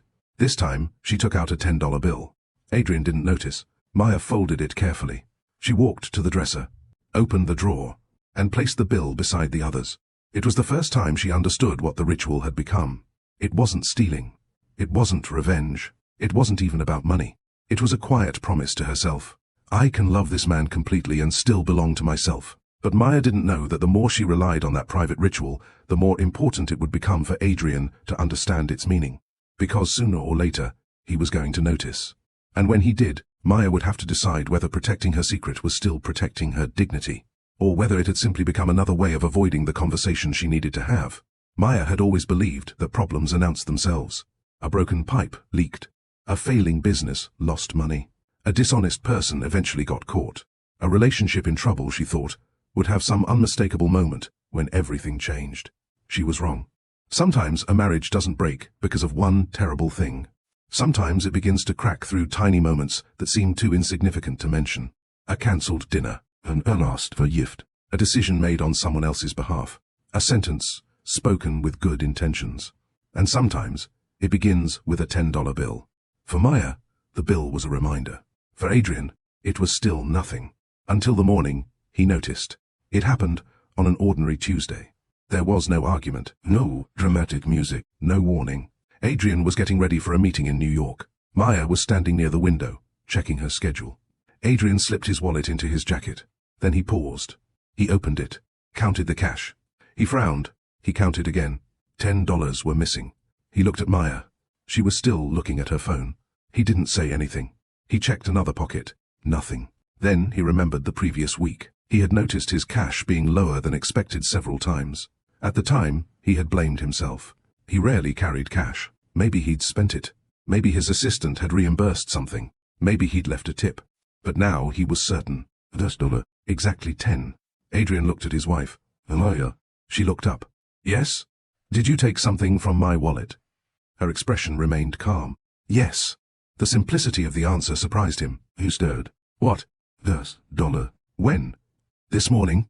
Adrian looked down at his wallet, then back at her. Why? Maya didn't answer. He waited. She looked toward the clock. I have to leave soon. You're not answering me. I know. Maya. She turned toward him. What? Why are you taking money from my wallet? Her eyes met his. Because I want to. He stared at her. That doesn't make sense. I know. You could ask me. I could. You don't have to steal $10 from me. Maya's expression changed slightly. I don't think of it as stealing. What do you call it? She hesitated. A reminder. A reminder of what? Maya looked at him. That I can still take care of myself. Adrian's face tightened. You think you can't? I didn't say that. But that's what you're saying. No. Then explain it. Maya shook her head. Not now. Adrian's frustration rose. Why not now? Because we're both angry. I'm not angry. You are. I'm confused. You're both. He took a breath. Maya, if something is wrong, tell me. She looked at him. Something is wrong. His expression changed. What? Maya walked toward the door. You'll know when I'm ready to explain it. Then she left. Adrian stood there. He wanted to follow. He didn't. Instead, he looked at the empty space in his wallet. $10, a meaningless amount. Yet somehow, it had become a wall between them. Maya spent the morning working. She tried to focus. She couldn't. The conversation replayed in her mind. She knew Adrian was confused. She knew he felt rejected. And she knew she had contributed to the confusion by keeping the ritual secret. That bothered her. She believed in honesty. So why had she hidden this? The answer was uncomfortable. Because she was afraid. Not of Adrian hurting her. Of Adrian misunderstanding her. She didn't want him to think she didn't appreciate everything he'd done. She didn't want him to think she didn't trust him. She didn't want him to believe his generosity had become a burden. But most of all, she didn't want to hurt him. And that was the exact pattern Maya had promised herself she would never repeat. She had spent years making herself smaller to keep other people comfortable. Now she was doing something similar. She wasn't lying, but she was withholding. And sometimes, silence can become its own kind of dishonesty. Maya closed her laptop. She looked at the clock. 11:30. She picked up her phone. There was a message from Adrian. Can we talk tonight? Maya stared at it. She typed, yes, then deleted it. Typed again. Okay. She sent it. That evening, Adrian came home early. Maya was in the kitchen. She was preparing tea. He entered quietly. She looked up. You're home early. I wanted to talk. I know. He took off his jacket. He placed it over the back of a chair. Then he looked at her. I don't want to argue. Neither do I. I want to understand. Maya nodded. Okay. They moved into the living room. They sat across from each other. Adrian leaned forward. How long? Maya knew what he meant. Almost 3 years. His eyebrows rose. 3 years? She nodded. Every day? Most days. Why? Maya took a breath. Because I needed something that was mine. Adrian looked around the room. Everything here is yours. Maya shook her head. That's not what I mean. Then what do you mean? She looked at him. Do you remember when we first got married? Yes. You promised I'd remain independent. I meant it. I know. Then why didn't you tell me you were struggling? Maya looked down. Because I didn't know how. Adrian's expression softened. Why? Because every time I tried to explain it, I felt ungrateful. He frowned. Ungrateful? Yes. Maya, you've never had to thank me for loving you. I know. Then why would you feel that way? She looked around the room. Look at this house. Adrian glanced around. What about it? I didn't grow up like this. I know. I know you know. She paused. But sometimes I think you don't understand what that difference does to a person. Adrian remained quiet. Maya continued. When you grow up counting every dollar, you learn what money means. She looked at him. When you grow up with nothing, having everything can feel like freedom. Adrian nodded. But after a while, you start wondering whether the freedom belongs to you. He stared at her. Maya's voice softened. That's what the $10 are. Adrian didn't understand. They make me feel like I still know what belongs to me. He looked at her. You have your own accounts. I know. Your own investments. I know. Your own career. I know. Then what are you afraid of? Maya's eyes became wet. That one day, I'll wake up and realize I stopped using any of them. Adrian leaned back. The answer wasn't what he expected. He had thought the $10 were an accusation. They weren't. They were a warning. Not about him. About her. Maya had been watching herself change. She had noticed herself becoming dependent on comfort. She had noticed how often she allowed Adrian to make decisions because it was easier. She had noticed how quickly she stopped asking what things cost.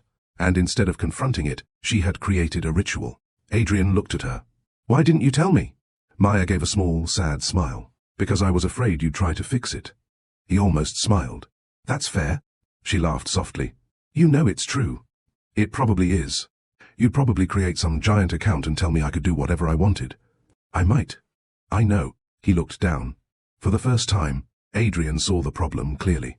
He had always believed generosity was love. If he could remove a burden from Maya's shoulders, he considered that a good thing. But Maya wasn't asking him to remove burdens. She was asking him not to remove every opportunity she had to carry something herself. There was dignity in being capable. He hadn't understood that. Not fully. Adrian reached across the space between them. Maya hesitated, then placed her hand in his. I don't want to lose you, he said. Maya looked at him. I'm not asking you to. Then what are you asking?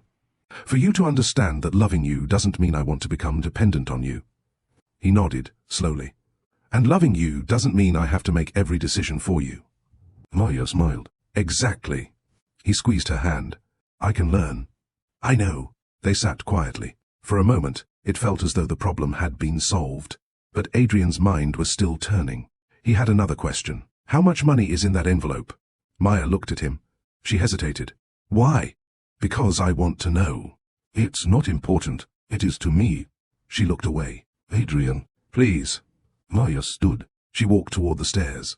He watched her disappear. A few minutes later, she returned carrying the envelope. She placed it on the coffee table. Adrian looked at it. It was thicker than he had imagined. He stared. All of that?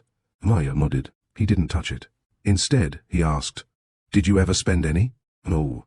Why? Because spending it wasn't the point. Adrian looked at her. Then what was? Maya sat beside him. The point was knowing I could. He understood. Not completely, but enough. The $10 represented possibility. The possibility that she could still make a choice. The possibility that she could still walk away. The possibility that she wasn't trapped by comfort. Adrian looked at the envelope, then at his wife. You know you could walk away from me. Maya's expression softened. I know. Even now? Especially now. That answer didn't frighten Adrian the way it might have once. It humbled him. Because Maya wasn't staying because she needed his money. She was staying because she wanted him. And that was a different kind of love. Oh, Freya. Adrian reached for the envelope. Maya's hand stopped him. Don't. He looked at her. Why? Because they're mine. He smiled. Okay. He released it immediately. Maya watched him. That small gesture meant more than he realized. He could have insisted. He could have said the money was his. He could have made the situation about the act of taking it. Instead, he respected her boundary. Maya pulled the envelope closer. For the first time, she wondered whether perhaps the secret had served its purpose. Maybe she didn't need to keep taking the money. Maybe she had finally said what the money had been trying to say. But Adrian wasn't finished learning. And Maya wasn't finished confronting herself. Because one difficult conversation could not erase 3 years of habits. They had identified the problem. Now they had to decide what they were going to do about it. And the next test would come sooner than either expected. Adrian was about to make a decision he believed would prove just how much he respected Maya's independence. Instead, it would reveal that even a well-intentioned solution could become another form of control. And when Maya saw what he had done, she would have to decide whether love was enough to make her stay. For the next few days, Adrian tried to behave differently. He didn't mention the envelope again. He didn't ask Maya how much money she had in her accounts. He didn't offer to solve the problems she brought home from work. He didn't cancel anything on her calendar. He simply watched. Not in a suspicious way. In the way a man watches when he has finally realized that loving someone requires paying attention to things he once overlooked. Maya noticed. She noticed when Adrian asked, "What do you want to do?" instead of assuming. She noticed when he stopped reaching for his phone whenever she mentioned a problem. She noticed when he listened without immediately offering a solution. And she appreciated it. But she also noticed something else. Adrian was trying so hard not to cross a line that he had begun walking carefully around every conversation. One evening, Maya found him standing in the kitchen staring at the coffee machine. "You've been looking at that thing for 5 minutes," she said. Adrian turned. "I was thinking, that's dangerous." He laughed. "Very." Maya walked over. "What are you thinking about?" He hesitated. "You." She raised an eyebrow. "That's usually dangerous too." He smiled. Then his expression became serious. "I've been thinking about what you said." "About the $10? "About everything." Maya leaned against the counter. "And?" "I don't want you to feel dependent on me." She nodded. "I appreciate that. But I also don't want you to feel like you have to prove that you can survive without me." Maya looked at him. "I don't." "Maybe you do." She frowned. "Why would you say that?" Because of the $10. Maya sighed. Adrian, I'm not criticizing you. It sounds like you are. I'm trying to understand. Then ask. He looked at her. Do you actually need to take the money? Maya was quiet. Oh, then why keep doing it? She considered the question. Because I haven't decided whether I can stop. Adrian nodded slowly. That answer stayed with him. He wanted to tell her she could stop. He wanted to tell her that she was safe, that she didn't need the ritual anymore. But he knew those words wouldn't help.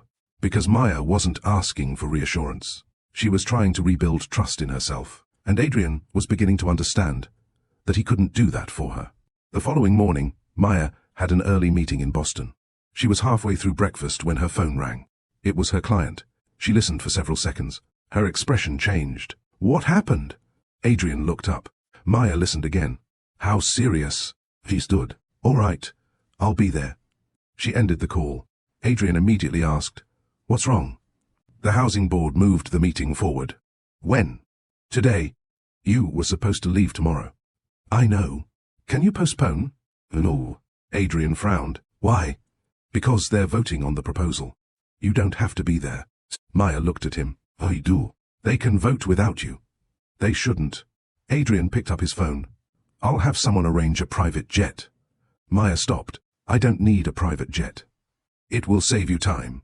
I can drive. It's 3 hours. That's fine. You'll be exhausted. I'll manage. Adrian looked frustrated. Maya, why are you making this harder than it needs to be? She stared at him. I didn't realize driving to Boston had become a hardship. That's not what I meant. Then what did you mean? I mean, I can make this easier. I know. Then let me. Maya placed her coffee cup down. Oh. Adrian closed his eyes for a moment. There it was again. Oh. The word itself wasn't the problem. What bothered him was how quickly Maya seemed to interpret his offer as a threat to her independence. I'm not trying to control you. I know. Then why does every offer I make turn into a discussion about control? Maya's expression softened. Because sometimes your offers don't feel like offers. He stared at her. What does that mean? It means you offer something and then become frustrated when I don't take it. Adrian was silent. She continued. You may not mean to pressure me, but I can feel it. He looked down. That was difficult to hear, because he knew she was right. His generosity had always come with emotion, not obligation, but disappointment. When Maya refused something, he felt rejected. He had never admitted that to himself. Now he could see it. I don't want you to feel pressured, he said. Then let me drive. He nodded. Okay. Maya picked up her handbag. Thank you. She kissed his cheek, then left. Adrian watched her go. He wanted to call after her. He didn't. He let her drive. Maya arrived in Boston several hours later. The meeting went well. The board approved the first phase of the housing project. When she stepped outside, she stood on the sidewalk and looked at the city. She felt proud. Not because the project had succeeded, because she had been there. She had done the work. She had stood in the room and defended something she believed in. She called Adrian. He answered immediately. How did it go? We got approval. His voice brightened. I knew you would. Maya smiled. Thank you. Are you driving back tonight? Yes. That's a long drive. I know. Be careful. I will. There was a pause. Then Adrian said, I miss you. Maya smiled. I miss you too. They ended the call. For the first time in a while, Maya felt lighter. Maybe they were learning. Maybe the conversation had changed something. Maybe Adrian really was beginning to understand. But that evening, while Maya was driving home, Adrian was making a decision. And he believed it was the right one. Adrian sat in his office late that night. A financial advisor sat across from him. I want to establish a separate investment portfolio for Maya. The advisor looked at him. How much? Adrian named an amount. The advisor blinked. That's substantial. She should never have to worry about money. She already has significant assets. I know. Then what's the purpose? Adrian looked out the window. Independence. The advisor smiled slightly. That's generous. Adrian shook his head. It's not generosity. He paused. It's freedom. The advisor nodded. I'll have the documents prepared. Adrian leaned back. He felt relieved. He believed he had finally found the answer. If Maya needed independence, he would give her independence. If she needed money that was entirely hers, he would make sure she had more than enough. If she wanted to know she could stand alone, he would make certain she could. He didn't see the flaw. He was still solving her problem for her. The next afternoon, Maya returned home. Adrian was waiting. "I have something for you." She smiled cautiously. "That sentence always worries me." He laughed. "This is different." He handed her a folder. Maya opened it. She read the first page, then the second. Her smile disappeared. She looked up. "What is this?" "Your investment portfolio." She stared at him. "What?" "It's completely separate from our household finances." "Adrian." "It's yours." She turned another page. The amount made her stop. She looked at him. "How much did you put into this?" "Enough." "How much?" He told her. Maya closed the folder. "I don't want this." Adrian's expression fell. "Why?" "Because I didn't ask for it." "I know." "Then why did you do it?" "Because you told me you wanted independence." "This isn't independence." "Why not?" "Because you gave it to me." Adrian stared at her. "It's yours." "Because you decided it should be." He shook his head. "Maya, I don't understand." She stood. "This is exactly what we've been talking about." "I thought I was listening." "You listened to the words." "I don't see the difference." "The difference is that I need to choose." Adrian's voice rose slightly. "You can choose what to do with it." "No."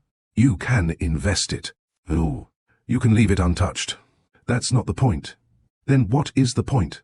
Maya looked at him. "The point is that you can't buy me independence." Silence. Adrian stared at her. She could see the hurt on his face. She immediately regretted how sharp the sentence sounded, but she couldn't take it back. He had meant well. She knew that. And that was what made this so difficult. "Adrian," she said quietly, "I know you were trying to do something good." "I was." "I know." "Then why does everything I do seem wrong?" Maya's expression softened. "Because you keep trying to give me the thing I'm asking you to let me create." He looked away. She continued, "I don't need you to make sure I can stand alone." Her voice became quieter. "I need you to trust that I can." Adrian sat down. For several seconds, neither spoke. Then he asked, "Do you think I don't trust you?" Maya sat opposite him. "I think you trust me when you're not afraid." "Afraid of what?" "Losing me." The words stopped him. Maya continued, "I think sometimes you're so afraid that something might happen to me that you try to control every variable." Adrian looked at her. "And you think that's because I don't trust you?" "No." She shook her head. "I think it's because you love me." He looked confused. "Then what's wrong with it?" "Love doesn't make every action healthy." Adrian looked down at the folder. The portfolio he had created was supposed to be proof of his love. Now, it looked like evidence that he still didn't understand. He pushed the folder toward her. "Keep it." Maya pushed it back. "No." "Please." "No." He looked at her. "Why?" "Because if I accept it just to make you feel better, I'll be doing exactly what I'm trying not to do." Adrian stared at her. Then he slowly nodded. "Okay." He picked up the folder. For the first time, he didn't argue. But the damage had already been done. Maya walked upstairs. Adrian remained downstairs alone. He looked at the portfolio, then at the stairs. He had thought love meant removing every obstacle from Maya's path. Now he was beginning to understand that sometimes love meant stepping aside and allowing someone to walk their own road. The next morning, Maya would make another decision, one that would frighten Adrian far more than the $10 ever had. She would tell him that she needed some time away from the mansion, not away from the marriage, away from the life that had slowly made her question who she was. And this time, Adrian would have to decide whether he truly believed in her independence, or only believed in it when he could control the conditions. Maya didn't tell Adrian about the apartment that night. She didn't tell him the next morning either. She carried the thought quietly, turning it over in her mind while she made coffee, answered emails, and moved through the enormous house that had once felt like a dream. By lunchtime, she had made her decision. She needed somewhere that belonged completely to her. Not because she wanted to leave Adrian. Not because she wanted to punish him. Not because their marriage was over. She simply needed to hear her own thoughts without the constant reminder of everything his wealth had made possible. So she called an old friend, Lena. "Hey, what's wrong?" "Nothing." Lena laughed. "You're calling me during work hours and saying nothing. That's never nothing." Maya smiled. "I need a favor." "Anything." "Do you know if the apartment on Madison is still available?" There was a pause. "The one you used to live in?" "Not that exact one." "Why?" "I need a place for a while." Lena's voice softened. "Oh yeah. I'm not leaving my husband." "I didn't say you were." "I know, but that's probably what you're thinking." "I know you." Maya looked through the window. "I just need somewhere I can breathe."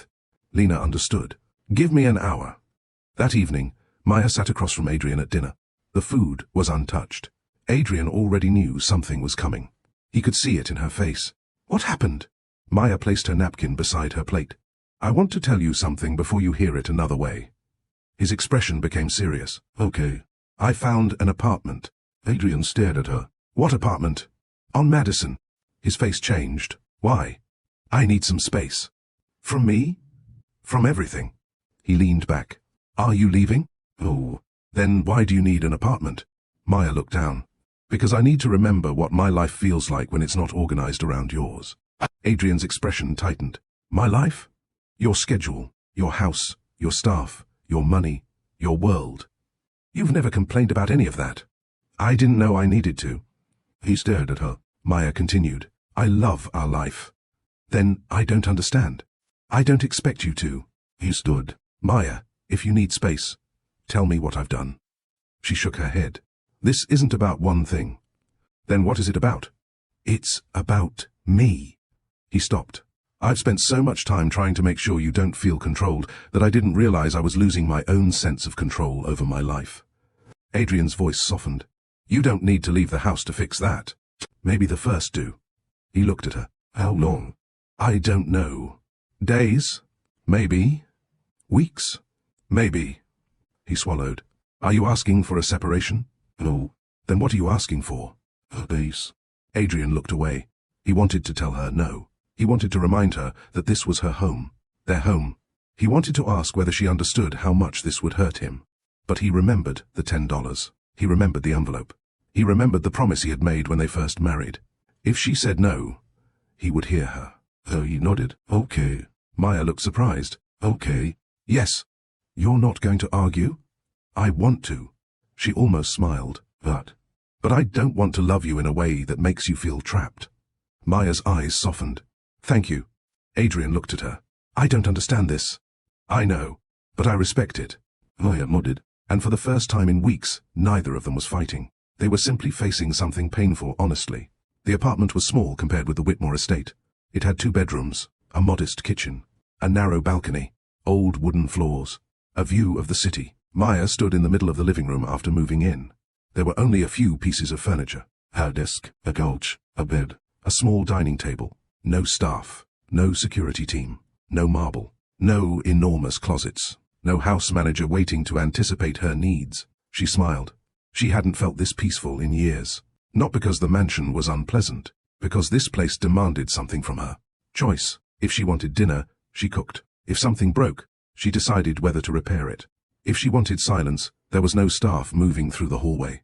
If she wanted to go somewhere, she chose. For the first time in years, Maya had no reason to ask herself what Adrian wanted. And that was exactly what she needed. Adrian returned to the mansion alone. The house felt different. He walked into the bedroom. Maya's side of the closet was half empty. Her perfume remained on the dresser. A book was still beside the bed. Her pillow was gone. Adrian sat on the edge of the mattress. He looked around. He had spent his entire life believing that losing things could be prevented with preparation. Contracts, insurance, security, money. Now he was sitting in a room where none of those things could help. Maya had left because she wanted to choose to return. And if he truly loved her, he had to allow that choice. That night, Adrian didn't sleep well. The next morning, he called his assistant. I need you to cancel the driver assigned to Maya. Sir. She wants to manage things herself. Understood. And don't send anyone to the apartment unless she asks. Of course. Adrian paused. And don't monitor her. The assistant hesitated. Understood. Adrian ended the call. He knew he was doing something difficult. He was letting go of control. Not because he had stopped caring. Because he finally understood that caring wasn't the same as controlling.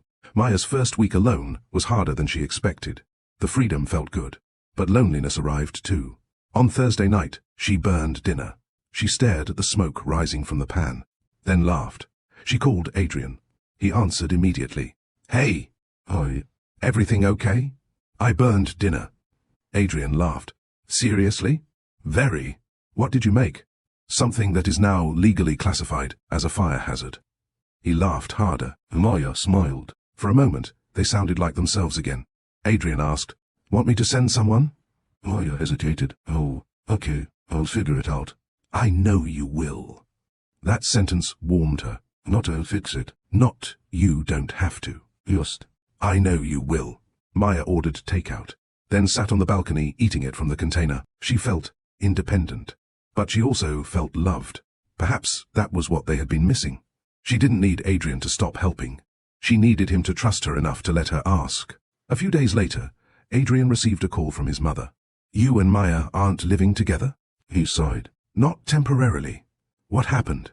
Nothing dramatic. Adrian. He didn't answer. His mother knew him. You've never sounded like this. Like what? Like you're afraid. Adrian looked out the window. I am. Of losing her? Yes. His mother was quiet. Then she said something Adrian would remember. If you love her, don't make her responsible for calming your fear. He closed his eyes. How do I do that? Trust the choice she made. He opened his eyes. What choice? She chose you. Adrian looked down. His mother continued. Don't turn her decision to love you into a reason she has to prove it every day. The call ended. Adrian remained by the window. He thought about Maya's $10 ritual. For years, he had interpreted it as a sign that she didn't trust him. Now he wondered whether it was actually a sign that she trusted herself, and perhaps that was something he should admire rather than fear. 2 weeks passed. Maya returned to work with renewed energy. She took on a new project. She started cooking again.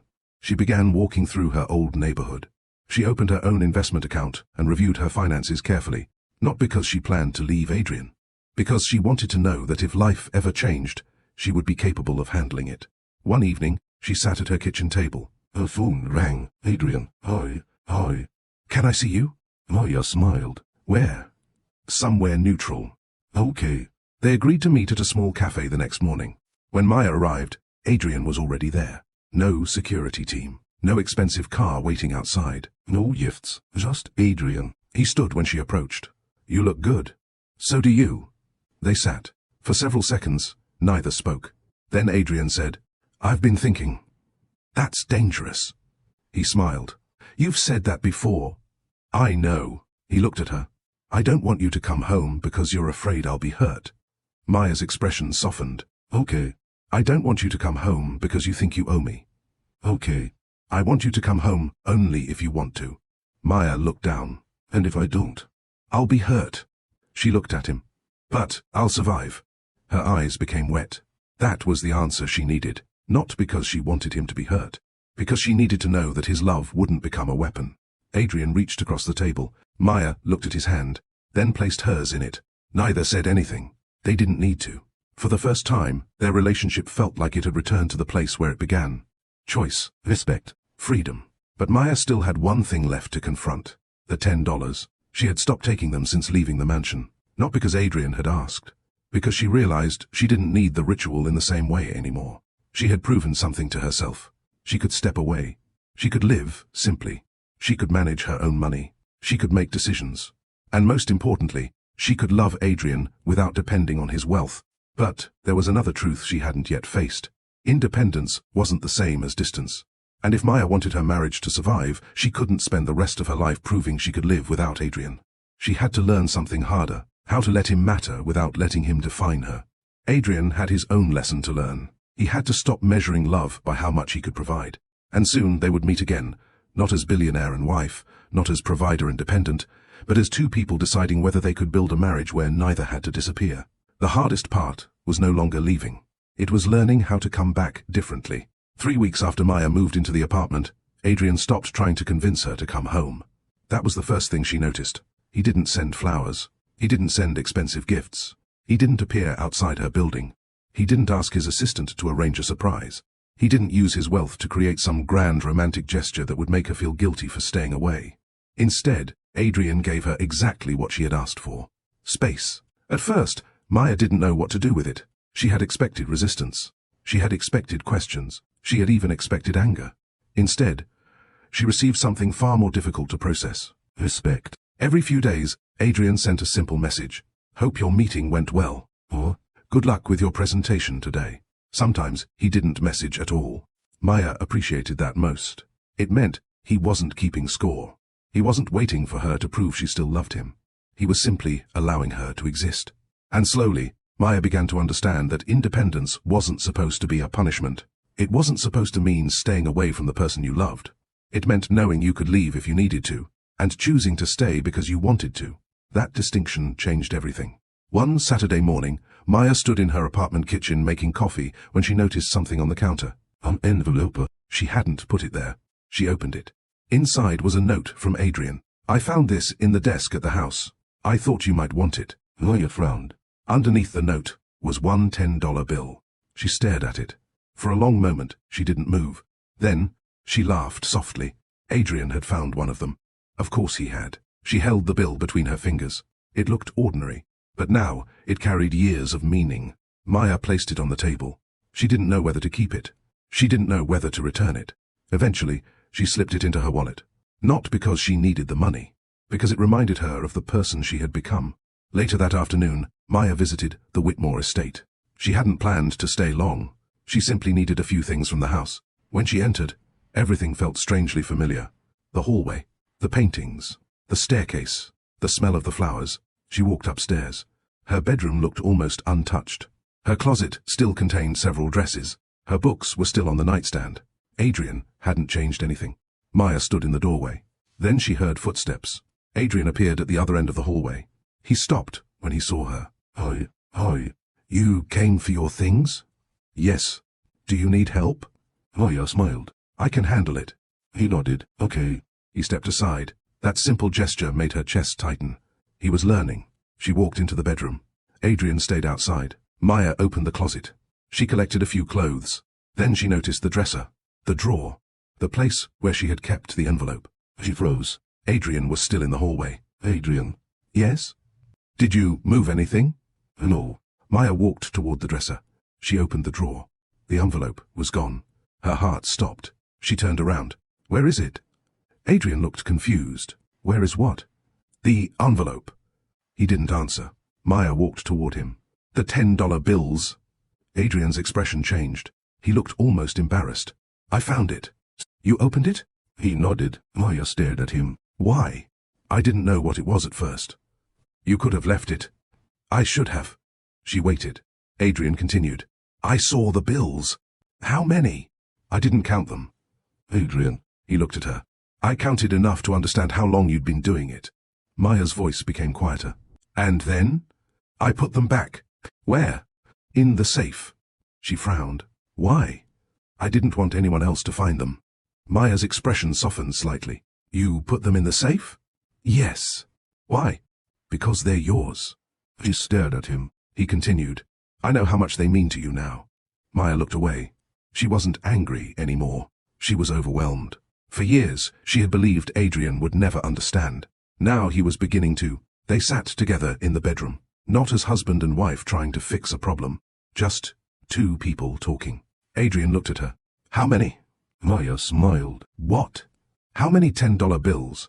I told you I never counted. You must have an estimate. She thought about it. Maybe 1,000. Adrian blinked. 1,000? Probably. He shook his head. So you took roughly $10,000. Maya smiled. Over 3 years. He laughed softly. I can't believe it. Neither can I. Do you realize you could have just asked me for 10,000? That wasn't the point. I know. Adrian looked down. I understand that now. Maya watched him. Do you? He nodded. I think I do. Tell me. He took a breath. You weren't trying to take money from me. Oh. You were trying to prove something to yourself. Yes. That you could still stand alone. Yes. He looked at her. And you were afraid that if you told me, I'd try to solve it. Maya smiled. Exactly. Adrian laughed. That sounds like me. It is. They both smiled. Then Adrian's expression became serious. But there's something I don't understand. What? If you knew you could stand alone, why did you need the $10? Maya looked at him. Because knowing something and feeling it are different. That answer stayed with him. Maya continued. I knew I could support myself. But after living with you, everything became so easy. She looked around the bedroom. And sometimes easy can make you forget what you're capable of. Adrian nodded. I understand. Maya looked at him. Do you? I think I do. He paused.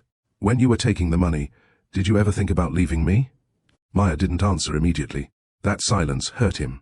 But she didn't lie. Yes. Adrian's eyes lowered. How often? Not often. But you did. Once or twice. Why? Because I wanted to know that if I ever had to, I could. Adrian nodded slowly. That answer was painful, but it was honest. And honesty was what he had asked for. Maya reached for his hand. I never wanted to leave you. But you wanted to know you could. Yes. He squeezed her fingers. That's hard to hear. I know, but I appreciate you telling me. She looked at him. That's what I needed from you. What? To be able to tell you something difficult without being punished for it. Adrian looked at her. You can. Maya smiled. I believe you. The conversation changed something between them, but not everything. There was still a question Adrian hadn't asked, and eventually he did. Why 10? Maya laughed softly. I knew you'd ask. Why not 5? Too small. 20? Too much. He smiled. So, 10 was perfect? Yes. Why? Maya thought about it. Because, when I was younger, $10 mattered. Adrian listened. If I had $10 in my pocket when I was 22, I knew I could eat lunch, take a bus, buy something I needed. She looked down. It represented a small amount of freedom. Adrian nodded. So you chose 10 because it meant something to you. Exactly. He smiled faintly. You built an entire philosophy around a $10 bill. Maya smiled. Apparently. Adrian laughed. Then he became serious again. I wish you'd told me sooner. I wish I had too. Why didn't you? Fear. Of me? Of what your love could become. He looked at her. Maya continued. I knew you loved me. I never doubted that. Then what were you afraid of? That your love would become so generous that I would stop noticing how much I was giving up. Adrian absorbed the words. Then he asked, what did you think you were giving up?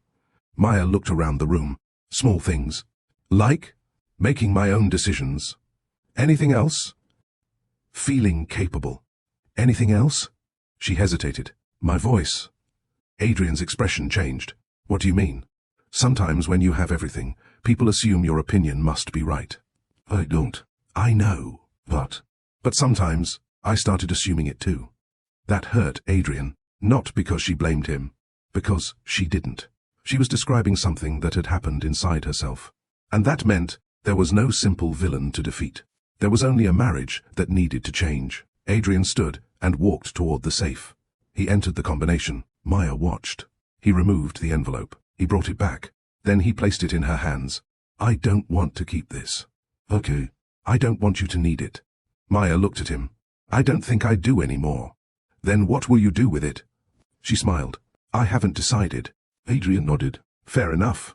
Maya held the envelope. It was strange. For 3 years, she had believed the money was a secret she had to protect. Now it was simply evidence of a chapter in her life. A chapter that had taught her something important. She had spent years learning how to stand alone. Now she needed to learn how to stand beside someone without feeling smaller. That would be harder, because independence was easy when she was alone. Marriage required something more complicated. Interdependence. The ability to say, I can do this myself. And also, I don't have to do it alone. Neither Maya nor Adrian had fully learned that yet, but they were beginning. Before Maya left that afternoon, Adrian walked her to the front door. She turned. Thank you. For what? For giving me space. He nodded. I didn't understand it at first. I know, but I understand now. Maya smiled. Good. She stepped outside. Adrian watched her walk toward her car. Then he called her name. She turned. I love you. Maya smiled. I love you too. She drove away. Adrian stood at the door until the car disappeared. For the first time in weeks, he felt hopeful. But hope alone wasn't enough, because there was still one thing he hadn't done. He hadn't changed the way he thought about providing. And Adrian's instinct to provide was deeply rooted in his identity. He had spent his entire life believing that being able to give someone more was a privilege.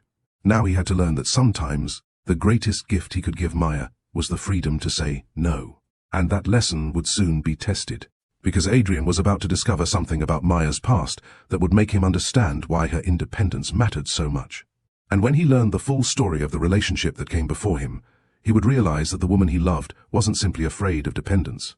She was afraid of disappearing, and Adrian would have to decide whether he could love her loudly enough to reassure her, while giving her enough freedom to remain herself. The next morning, Adrian woke with a question he had been carrying since Maya left the mansion. not why she had taken the money. He understood that now. The question was why she had been so afraid of needing him. He had spent years thinking their greatest difference was money. It wasn't. Their greatest difference was what money meant to them. To Adrian, money meant freedom. To Maya, money could become dependence. To Adrian, providing was an expression of love. To Maya, receiving too much could sometimes feel like surrender. Neither of them was entirely wrong, and neither of them had completely understood the other. That morning, Adrian sat alone in his study and opened an old file from the Whitmore Foundation. It contained Maya's professional history. He had access to it, but he had never really looked. He had always respected the boundaries around her past. Now he wondered whether respecting her privacy had also allowed him to remain ignorant of something important. He didn't search for Daniel. He didn't call anyone. Instead, he waited. If Maya wanted him to know, she would tell him. And eventually she did. 2 days later, Maya invited Adrian to her apartment. He arrived without security, without flowers, without a gift. He knocked. Maya opened the door. "You came alone." "I thought that was the point." She smiled. "Good." He stepped inside. The apartment was warm and comfortable. There were books stacked on the coffee table, a few plants near the windows, a grocery list attached to the refrigerator. It was an ordinary life, and Adrian realized he had missed seeing Maya in an ordinary space. She offered him coffee. He accepted. They sat together. Maya looked nervous. Adrian noticed. "What is it?" "I want to tell you something." "Okay." "About Daniel." Adrian's expression became serious. He had heard the name before, but Maya had never explained the full story. She took a breath. "When I was with him, I didn't realize I was losing myself." Adrian listened. "He never told me I couldn't work." She paused. "He just made me feel guilty whenever work came first." Adrian said nothing. "He never told me I couldn't see my friends. He just made me feel like they didn't respect our relationship. He never told me what to wear. He just made comments until I started changing what I wore. He never took my money. He just convinced me that I wasn't good at managing it." Adrian's jaw tightened. Maya noticed. "Don't be angry." "I'm not." "You are. I'm angry at what happened to you." She smiled faintly. "I was part of it too." Adrian looked at her. "How?" "Because I stayed." He shook his head. "That's not your fault." Maya looked down. "Maybe not, but I have to take responsibility for the choices I made." She continued. "That's something I learned after leaving him. You can't control what someone else does to you, but you can decide what you will tolerate going forward." Adrian nodded. Maya took a sip of coffee. "After I left, I spent months trying to understand why I had stayed." "What did you discover?" "That I had confused being needed with being loved." Adrian remained silent. Maya looked at him. "Daniel always needed something from me." His expression softened. Approval, attention, agreement, sacrifice. She counted the words quietly. "And whenever I gave him those things, he made me feel loved." Adrian looked down. "That's not love. I know that now." She smiled sadly. "But back then, I didn't." She stood and walked toward the window. "I promised myself I would never build another relationship around being needed." Adrian watched her. "That's why my money scares you." Maya turned. "Sometimes. Because you think needing me financially could make you feel like you owe me." "Exactly." He nodded. "I would never make you owe me." "I know." "Then why?" Maya smiled. "Because you aren't the only person I have to protect myself from." Adrian frowned. "Who else?" "Me." He understood. Maya continued. "I know myself. If I become too comfortable, I can stop questioning things." She laughed softly. "I did it before." She looked around the apartment. "I stopped noticing when I was giving too much." Then, she looked directly at Adrian. "And I was afraid I'd do it again." Adrian stood. He walked toward her. "You don't have to protect yourself from me." Maya's eyes softened. "I know, but you do have to protect yourself from losing yourself." "Yes. Even if that means protecting yourself from me sometimes." She nodded. "Yes." Adrian took that in.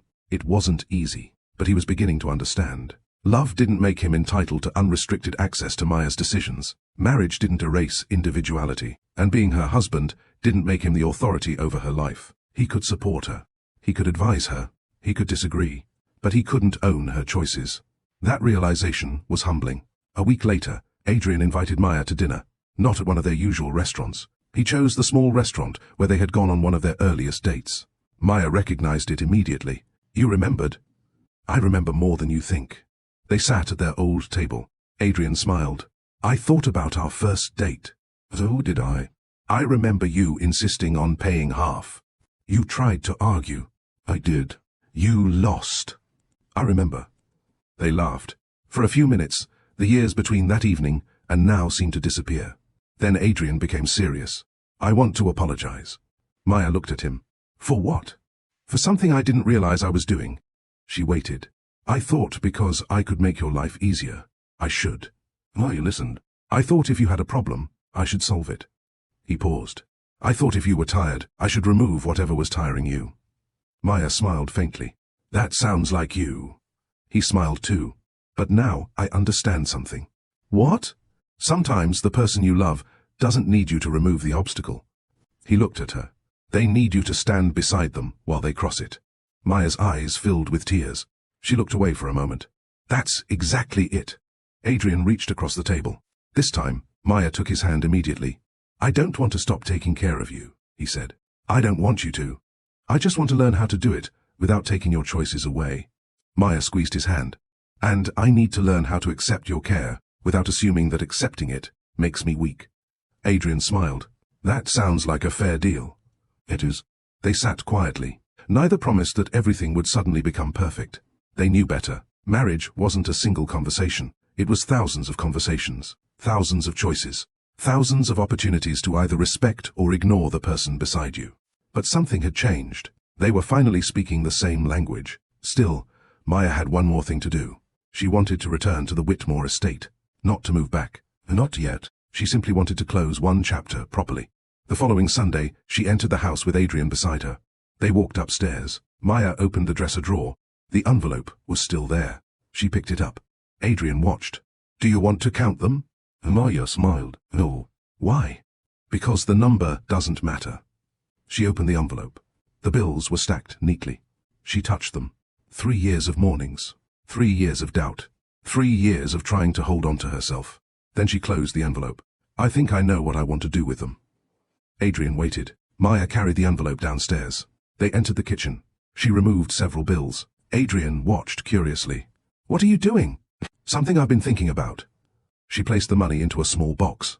Then another. She divided the bills. Not all of them. Just enough. Adrian understood. She wasn't throwing away the symbol. She was transforming it. Some would remain with her. Some would go toward a community project she was working on. Some would become emergency cash for a young woman in her organization who had recently left an unhealthy relationship. Adrian watched quietly. What about the rest? Maya smiled. I'll keep them. Why? Because they remind me of something. What? That I never want to become so comfortable that I forget what I'm capable of. Adrian nodded. I'll remind you too. Maya looked at him. That's different. How? You can remind me without deciding for me. He smiled. That evening, Maya stood outside the mansion. Adrian stood beside her. She looked toward the house. I loved living here.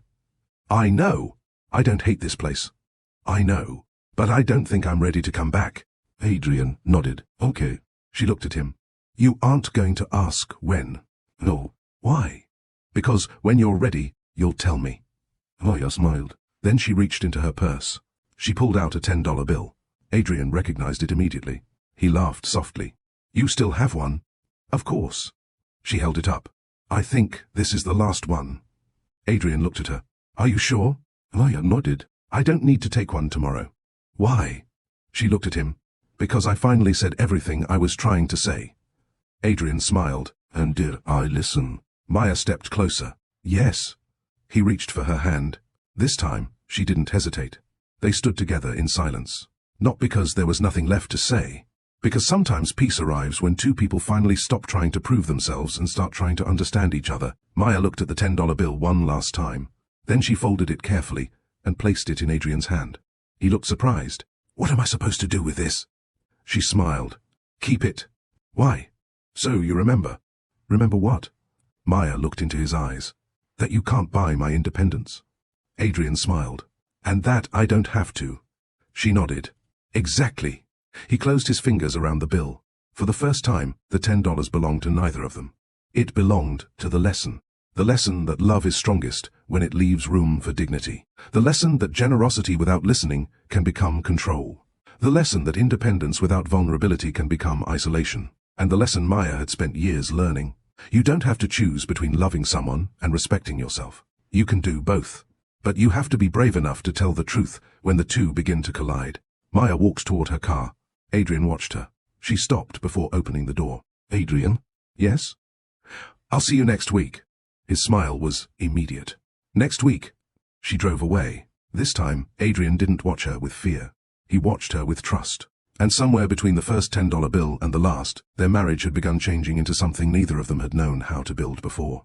Not a relationship where one person provided and the other received. Not one where independence meant distance. But a partnership where two people could say, I can stand on my own. And then, without fear or obligation, but I choose to stand with you. Yet Maya's decision to stay away from the mansion had not resolved everything. The hardest part was still ahead. Because Adrian was about to face pressure from his own family. People who believed Maya was being ungrateful, stubborn, and unreasonable. And this time, Adrian would have to decide whether he would defend his wife when she wasn't standing beside him to hear it. That decision would reveal whether he had truly learned what respect meant, or whether the lessons of the $10 had only changed him when Maya was watching. Adrian had learned how to listen to Maya. What he hadn't yet learned was how difficult it would be to listen to everyone else when they disagreed with her. The first person to challenge him was his older brother, Marcus. It happened on a Sunday afternoon at the Whitmore family's country estate, where Adrian had gone for a private family lunch. Maya wasn't there. She had chosen to stay in the city. Adrian hadn't argued. He had simply told his family that Maya needed some time, and that he respected her decision. Marcus had stared at him across the dining table. Time. Adrian looked up from his glass. Yes. For what? To think. Marcus laughed. Think about what? Adrian's expression hardened. Her life. Marcus leaned back. Adrian, she's your wife. I know. Then why is she living in an apartment? Because she wants to. His mother looked uncomfortable. Maybe she doesn't understand how this looks. Adrian slowly put his fork down. How does it look? Marcus answered immediately. Like she walked away from a husband who gave her everything. The room went quiet. Adrian looked at his brother. She didn't walk away from me. She's living somewhere else. That doesn't mean she stopped loving me. Marcus shook his head. You're making excuses. Adrian's jaw tightened. No. I'm respecting my wife. Marcus laughed again. You've changed. Maybe. She has you wrapped around her finger. Adrian looked at him. That's not what this is. Then what is it? Adrian took a breath. It's a marriage. Marcus stared at him. Adrian continued.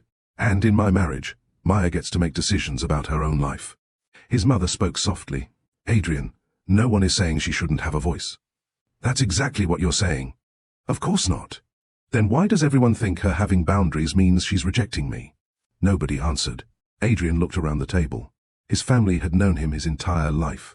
They knew how he operated. He had always been the person who took responsibility, the person who solved problems, the person who provided, the person who made sure everyone was taken care of. To them, Maya's independence didn't look healthy. It looked unnecessary. They couldn't understand why a woman married to a billionaire would choose to live in a modest apartment. They couldn't understand why she continued working. They couldn't understand why she refused financial gifts. They couldn't understand why Adrian allowed it. But Adrian finally understood something they didn't. Maya wasn't rejecting his wealth. She was protecting her identity. And if he truly loved her, he couldn't ask her to surrender that identity simply because his family found it inconvenient. Later that afternoon, Adrian's mother found him alone on the terrace. She approached quietly. Are you sure you're doing the right thing? Adrian looked toward the garden. Yes. You're not worried? Of course I am. Then why aren't you trying harder to bring her home? He smiled sadly. Because bringing her home isn't the same as making her want to come home. His mother was silent. Adrian continued. If I pressure her, she might return. Wouldn't that be good? Oh, why? Because I'd never know whether she came back because she wanted me or because she felt guilty. His mother studied him. You're very serious about this. I am. She nodded slowly. Then she said something he didn't expect. Your father would have hated this. Adrian smiled faintly. I know. His father had believed marriage meant responsibility. The husband provided. The wife accepted. That was how he had been raised. Adrian had never questioned that model when he was young. But Maya had forced him to. Not by demanding that he abandon his role, by showing him that providing wasn't the only way to love. His mother looked at him. Your father always believed a man should be needed. Adrian looked down. I know. Maybe that's what you're learning. What? That being loved is different from being needed. Adrian thought about that, then nodded. Yes. Across the city, Maya was learning something too. She had always believed that independence meant not needing anyone, but living alone had challenged that belief. The first week had felt liberating. The second had felt peaceful. By the third, she started noticing things she hadn't expected. She missed Adrian. Not his money. Not the house. Him. She missed the way he laughed when he was genuinely amused. She missed his terrible habit of leaving books open on the kitchen counter. She missed the way he called her name when he wanted her attention. She missed sitting beside him in silence. She missed being married. That realization frightened her, because Maya had spent so much time proving she could live without Adrian that she had almost forgotten something important. She didn't actually want a life without him. She wanted a life where she could have him without losing herself. There was a difference, a significant one. So one evening, she called Lena. I miss him. Lena didn't tease her. She simply asked, "Do you want him back?" Maya thought about it. Yes. Then what's stopping you? I'm afraid. Of what? Of going back and ending up exactly where I started. Lena was quiet. Then she said, "Then don't go back to the old marriage." Maya frowned. What does that mean? Go back to the man. Build a new marriage. Maya smiled. You make it sound easy. I didn't say easy. Lena paused. I said possible. Maya looked out the window. That word stayed with her. Possible. Maybe that was what she needed. Not certainty. Not guarantees. Just the willingness to try differently. The following morning, Adrian received a message. Maya, can we talk tonight? He stared at the screen. His heart began beating faster. He typed, "Of course," then deleted it. He didn't want to sound too eager. He typed again, "Whenever you're ready." He sent it. Maya replied almost immediately. Tonight, 7. Oh, please. Adrian smiled. Oh, please. At 7 that evening, Maya arrived at the mansion. Adrian opened the door himself. Neither spoke for a moment. Maya looked at him. He looked at her. Then she smiled. Hi. He stepped aside. She entered. The house felt different. Not because anything had changed. Because she had. She walked through the foyer slowly. Adrian didn't follow too closely. He had learned not to crowd her. They entered the living room. Maya sat. Adrian sat opposite her. I've missed you, he said. She smiled. I've missed you too. He exhaled. I didn't know if you'd say that. Why? Because I didn't know what you were thinking. Maya looked at him. I've been thinking about us. So have I. I don't want to spend the rest of our marriage proving that I can live without you. Adrian's eyes softened. I don't want you to. I know. She paused. But I also don't want to go back to the way things were. Neither do I. Maya smiled. Then maybe we have a chance. Adrian leaned forward. I think we do. She reached into her handbag, pulled out a folded piece of paper. Adrian looked confused. What's that? Our rules. He smiled. Rules? Boundaries. She unfolded the paper. I wrote down what I think we need. Adrian nodded. Okay. Maya read the first one. No major financial decisions for either of us without discussing them. Adrian nodded. Here. Second, no making decisions for the other person without asking. Here. Third, either of us can say no without having to defend ourselves. Adrian paused. That's a big one. I know, he nodded. Agreed. Fourth, if one of us feels controlled, we say it before resentment builds. Adrian smiled. I like that one. Fifth. She stopped. Adrian waited. What? Maya looked at him. Neither of us uses love as leverage. Adrian's expression became serious. Explain. No, if you loved me, you'd do this. No guilt, no punishment, no making the other person prove their love by surrendering a boundary. Adrian nodded slowly. I agree. Maya folded the paper. Then we can try. Adrian reached for her hand. He let him. For a few seconds, they sat quietly. Then Adrian said, I need to tell you something. Maya looked at him. What? My family doesn't understand. She smiled faintly. I assumed. They think you're being unreasonable. Her expression fell slightly. What did you say? I told them they're wrong. Maya stared at him. You defended me? Of course. She looked down. That meant more than she expected. Not because she needed Adrian to fight her battles. She didn't. But because he had finally defended her choice without requiring her to stand beside him and explain it. He had understood. That was growth. Maya squeezed his hand. Thank you. Adrian smiled. You don't have to thank me. I know. She looked at him. But I want to. Their reconciliation didn't happen in one dramatic moment. There was no sudden promise that everything would be perfect. Instead, it happened through small choices. The next week, Adrian asked before changing the household schedule. The week after that, Maya told him when she needed space instead of silently withdrawing. They began discussing money openly, not because Maya needed Adrian's permission, because they wanted transparency. Maya continued working. Adrian continued building his companies. They maintained separate accounts. They created shared goals. They disagreed.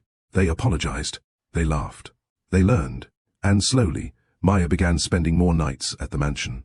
Then, more weekends. Eventually, she brought some of her clothes back. Not everything. Just enough. Adrian never asked when she would officially move home. He didn't need to. One evening, Maya walked into the bedroom carrying a suitcase. Adrian looked up. "What's that?" She smiled. "I'm staying." He stood. "For how long?" Maya looked at him. "Until I decide otherwise." Adrian smiled. "Fair enough." She walked past him, then stopped. "Adrian." "Yes? I want you to know something." "What?" "I'm not coming back because you convinced me." He nodded. "I know. I'm coming back because I chose you." Adrian's eyes softened. "And I choose you." Maya smiled. Then she walked into the closet.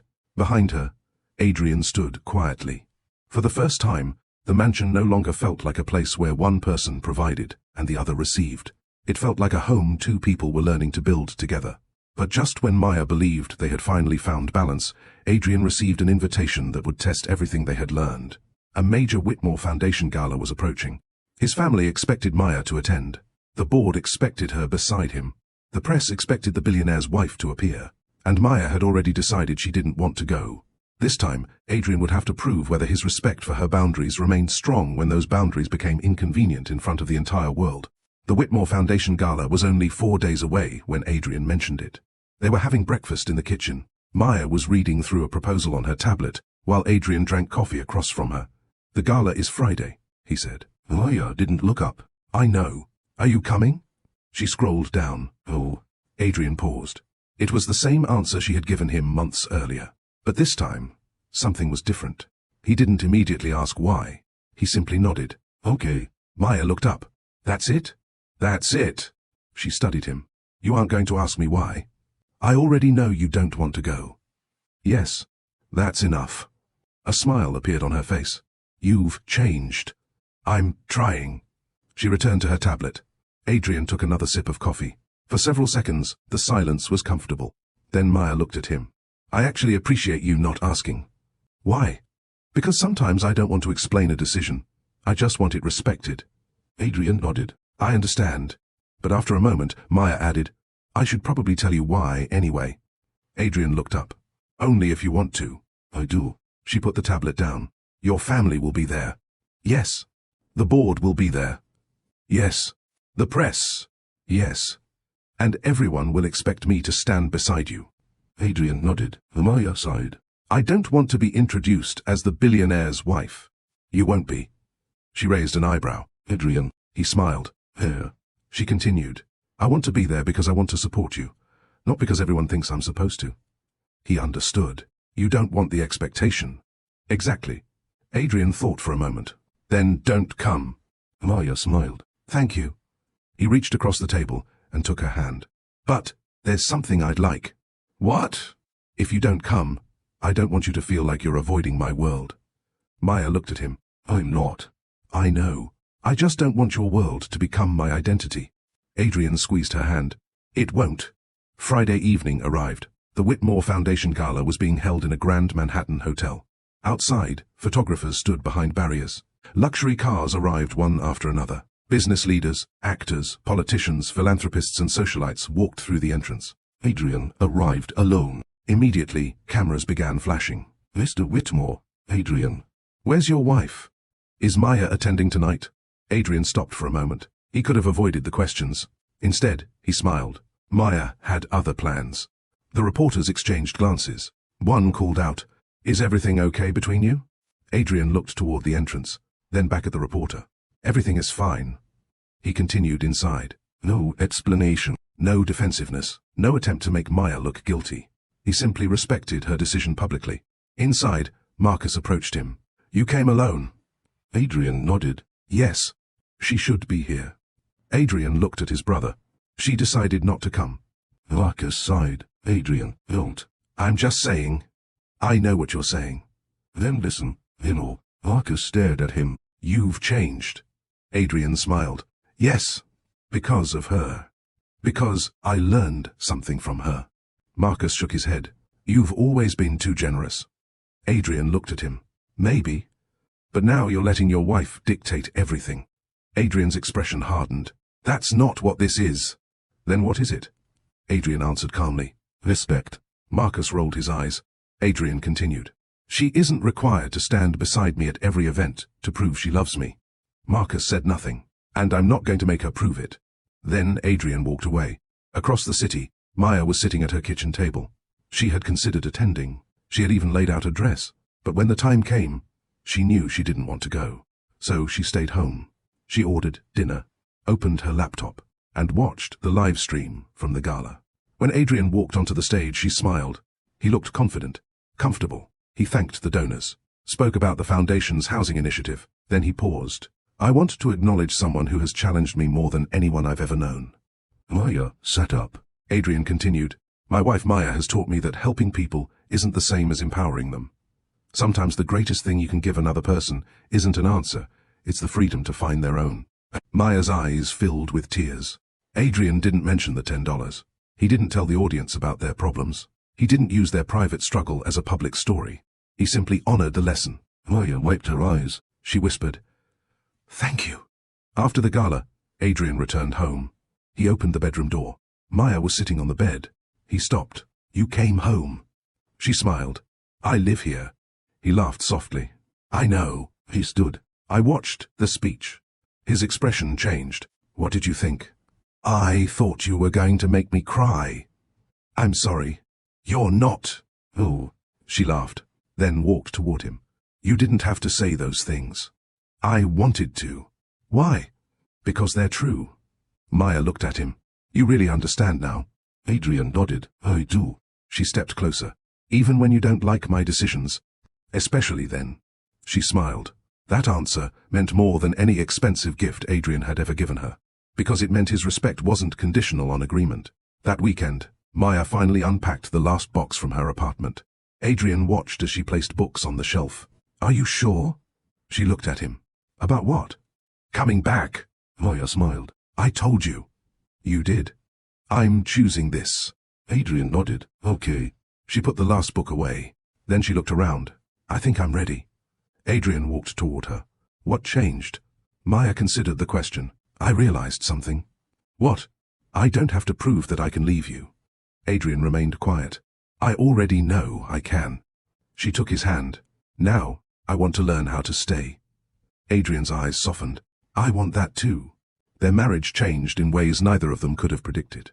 Adrian still bought Maya gifts, but now he asked first when the gift was something significant. Maya still accepted his help, but she stopped interpreting every offer as a threat. They created a rule. If one of them wanted to solve the other's problem, they asked, Do you want help, or do you just want me to listen? The question became almost a joke between them. One evening, Maya walked into the office looking exhausted. Adrian looked up. Do you want help, or do you want me to listen? She smiled. Listen. He closed his laptop. I'm listening. She sat beside him. My client changed the entire project. Adrian nodded. That's frustrating. Very. He didn't offer a solution. Didn't call anyone. Didn't suggest firing the client. He simply listened. When Maya finished, she leaned against him. Thank you. For listening? Yes. Adrian smiled. Apparently I'm learning. Maya laughed. You are. That was the kind of love they had been trying to build. Not perfect, not effortless, but conscious. Months passed. Maya's career grew. She became increasingly involved in community development programs. Adrian's foundation adopted several of her recommendations, but he never presented them as his ideas. He made sure her name appeared alongside the work. Maya noticed. She appreciated it, but she didn't need the public recognition as much as she once thought she did. Something had changed inside her. She no longer measured her worth by how loudly people acknowledged it. She knew who she was, and she knew Adrian knew too. One evening, they sat on the back patio. Maya looked at the garden. Do you ever think about the $10? Adrian laughed. All the time. She smiled. I used to think I'd keep doing it forever. Why did you stop? Maya looked at him. Because I don't need to prove to myself that I can survive without you anymore. Adrian was quiet. That's a good thing, right? Yes. She took his hand. But don't misunderstand. He looked at her. I'll never stop being independent. I wouldn't want you to. And I'll always have my own money. I know. And if I ever need space, you'll tell me. Exactly. He smiled. Maya leaned back. You know what I finally understand? What? Independence isn't about needing no one. She looked at him. It's about knowing you have a choice. Adrian nodded. And you choose me. Every day. He smiled. Then I think the $10 did their job. Maya laughed. They did. She rested her head against his shoulder. The moment was quiet, steady, nothing like the dramatic romances people saw in movies. There was no grand declaration, no desperate promise, no fear of losing one another. Just two people who had finally learned that love could be both secure and free. But there was still one final question. What would Maya do with the last $10 bill? She had kept it for months. She carried it in her wallet. Not because she needed it. Not because she feared losing herself again. Because it represented the woman she had been when she was afraid. The woman who needed a physical reminder that she could stand alone. Soon, Maya would decide whether she was ready to let that final reminder go. And when she did, Adrian would finally understand what the $10 had been saying all along. The last $10 bill had been sitting inside Maya's wallet for 6 months. It had traveled with her everywhere. To meetings, to restaurants, to airports, to the grocery store, to quiet mornings when she and Adrian drank coffee on the patio. It had become almost invisible. Just another piece of paper tucked behind her driver's license. But Maya knew exactly where it was. She could feel its edges whenever she reached into her wallet. And every time she did, she remembered the woman she had been before she learned how to stay. One Saturday morning, Maya stood in front of the mirror getting ready for work. She opened her wallet. There it was. The final bill. She pulled it out. $1. Nothing extraordinary. No special marking. No sentimental inscription. Just a worn bill that had passed through countless hands before ending up with her. Maya smiled. Then she placed it on the dresser. She stared at it for a long time. Adrian walked into the room. You're awake early. She turned. Couldn't sleep. He noticed the bill. His expression changed immediately. Is that the one? Maya nodded. The last one. He walked closer. Why is it out? I think I'm ready. Adrian looked at her. Ready for what? Maya picked up the bill. To let it go. He didn't smile. He understood what she meant. The money itself had never been important. The meaning had been. For years, Maya had used $10 as proof that she still had a choice. But she had learned something far more important. A choice doesn't disappear simply because you don't use it. She didn't need to keep the bill to remember that she could leave. She didn't need to take money from Adrian's pocket to prove she could support herself. She didn't need to live alone to prove she was independent. And she didn't need to reject his generosity to prove she wasn't controlled by it. She had finally learned the difference between dependence and partnership. Maya looked at Adrian. I used to think that if I needed you, I'd lose myself. Adrian said nothing. I don't believe that anymore. Why? Because you finally understand that loving me doesn't give you ownership of me. He smiled faintly. And you finally understand that accepting my love doesn't mean surrendering yourself. She nodded. Exactly. That afternoon, Maya and Adrian drove to the community center where she had been working on a housing project. The building was modest, old brick, simple windows, a small playground behind it. Nothing like the Whitmore estate. But Maya loved it. This was where she felt most connected to the work she had chosen. A group of young women were waiting inside. They had been invited to participate in a financial independence workshop Maya had helped organize. Maya stood at the front of the room. Before we begin, she said, I want to tell you something. Adrian sat quietly in the back. Maya held up the $10 bill. Several women smiled. This isn't much money. She paused. But sometimes a small amount can represent something much bigger. She explained the story without revealing every private detail. She talked about relationships, about boundaries, about financial independence, about the danger of believing that love requires sacrifice of identity. Then she said something that made the room completely silent. Being independent doesn't mean refusing help. She looked around. It means knowing the difference between help and control. A woman near the front raised her hand. What if you love someone who wants to provide everything? Maya smiled. Then talk to them. What if they get offended when you say no? Then pay attention. The woman frowned. To what? to how they respond when you set a boundary. Maya's voice became calm. Anyone can be loving when you agree with them. The real test is how they behave when you don't. Adrian listened from the back. Those words stayed with him. Maya continued, a healthy relationship doesn't require one person to become smaller so the other can feel important. The room remained quiet. And if someone truly loves you, they won't need your dependence to prove that you love them. Adrian looked down. He knew exactly how much that lesson had changed him. After the workshop, Maya walked outside. Adrian followed. You were good. She smiled. Thank you. You didn't mention the billionaire husband. She laughed. I thought I'd spare you. I appreciate that. They walked toward the car. Maya stopped. I've been thinking. About? The project. What about it? I want to expand it. Adrian looked at her. How? I want to create a financial independence program for women leaving unhealthy relationships. He nodded. That's a great idea. I want it funded properly. Okay. Maya looked at him. I'll need investors. I can help. She smiled. I know. He waited. Do you want me to? Maya thought about it. Yes. Adrian smiled. That tiny exchange meant everything. He had asked. She had chosen. There was no resentment, no assumption, no guilt, just partnership. How much do you need? He asked. Maya gave him a number. He nodded. I'll match it. She smiled. Thank you. He took her hand. You're welcome. Neither of them felt weaker. Neither felt controlled. They had finally found the balance they had been searching for. That evening, they returned home. Maya placed the last $10 bill on the kitchen counter. Adrian stood beside her. What are you going to do with it? She smiled. I have an idea. She walked to a small wooden box. Inside were photographs, old letters, and a few memories from before their marriage. She placed the $10 bill inside, then closed the lid. Adrian watched. You're keeping it? Yes. He smiled. I thought you were letting it go. I am. He looked confused. Maya touched the box. I'm not letting go of the lesson. She looked at him. I'm letting go of the fear. Adrian nodded slowly.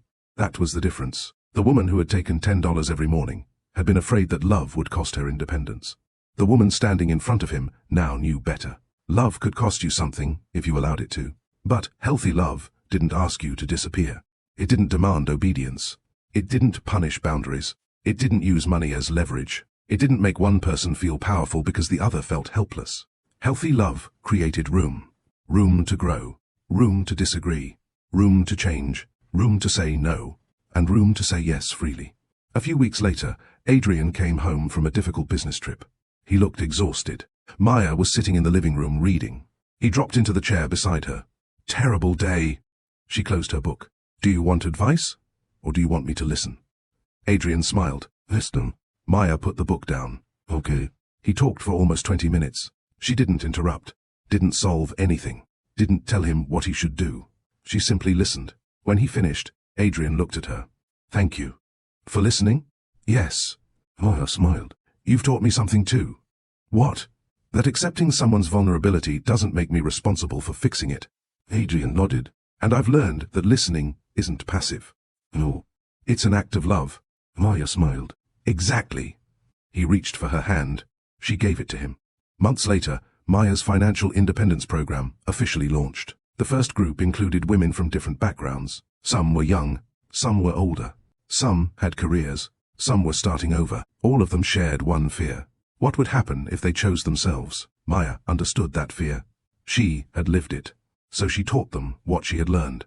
Open your own accounts. Understand your finances. Keep your skills. Maintain relationships outside your romantic partnership. Don't confuse control with care. Don't confuse sacrifice with love. And never believe that someone else's wealth determines your worth. Adrian supported the program financially, but he never controlled it. Maya ran it. She made the decisions. She chose the staff. She decided where the money went. And when reporters asked Adrian why he had funded the initiative, he gave the same answer every time. Because Maya believed in it. Not because I created it. Not because I saved her. Not because I know what's best. Because Maya believed in it. That distinction mattered. One evening, several years after Maya first began taking $10 from Adrian's wallet, the two of them sat together on the patio. The sun was setting. Maya looked at him. Do you remember the first time you asked me about the $10? Adrian laughed. I thought you were secretly spending my money. I know. I was so confused. You were, he smiled. Do you regret doing it? Maya thought for a moment. Oh. Adrian looked surprised. Really? Oh. Why? Because it showed me something I needed to learn. What? That I was afraid of becoming dependent. She paused. But I also learned that I was afraid of depending on anyone. Adrian nodded. And that's not healthy either. No. She looked at him. People need people. He smiled. That's true. But we should choose our dependence carefully. Interdependence. Maya smiled. Look at you. I'm learning. She laughed. They sat quietly. Then Adrian asked, if you could go back to the first morning you took $10, would you do anything differently? Maya considered it.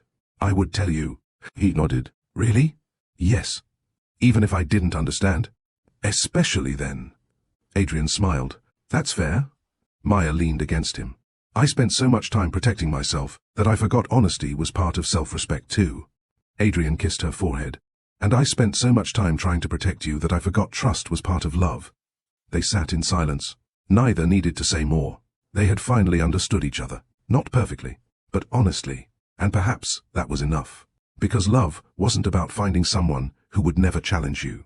It was about finding someone who would challenge you without trying to diminish you. Someone who could hear your no without treating it as rejection. Someone who could accept your independence without feeling unnecessary.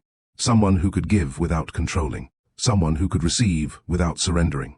Someone who could say, I don't need you to survive, and still mean, I want you in my life. Maya looked at Adrian.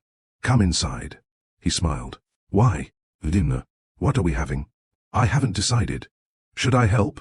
She laughed. Oh. He raised his hands. Understood. She stood, then turned back. Actually. Yes. I want your help. Adrian smiled. Anything. And together, they walked inside.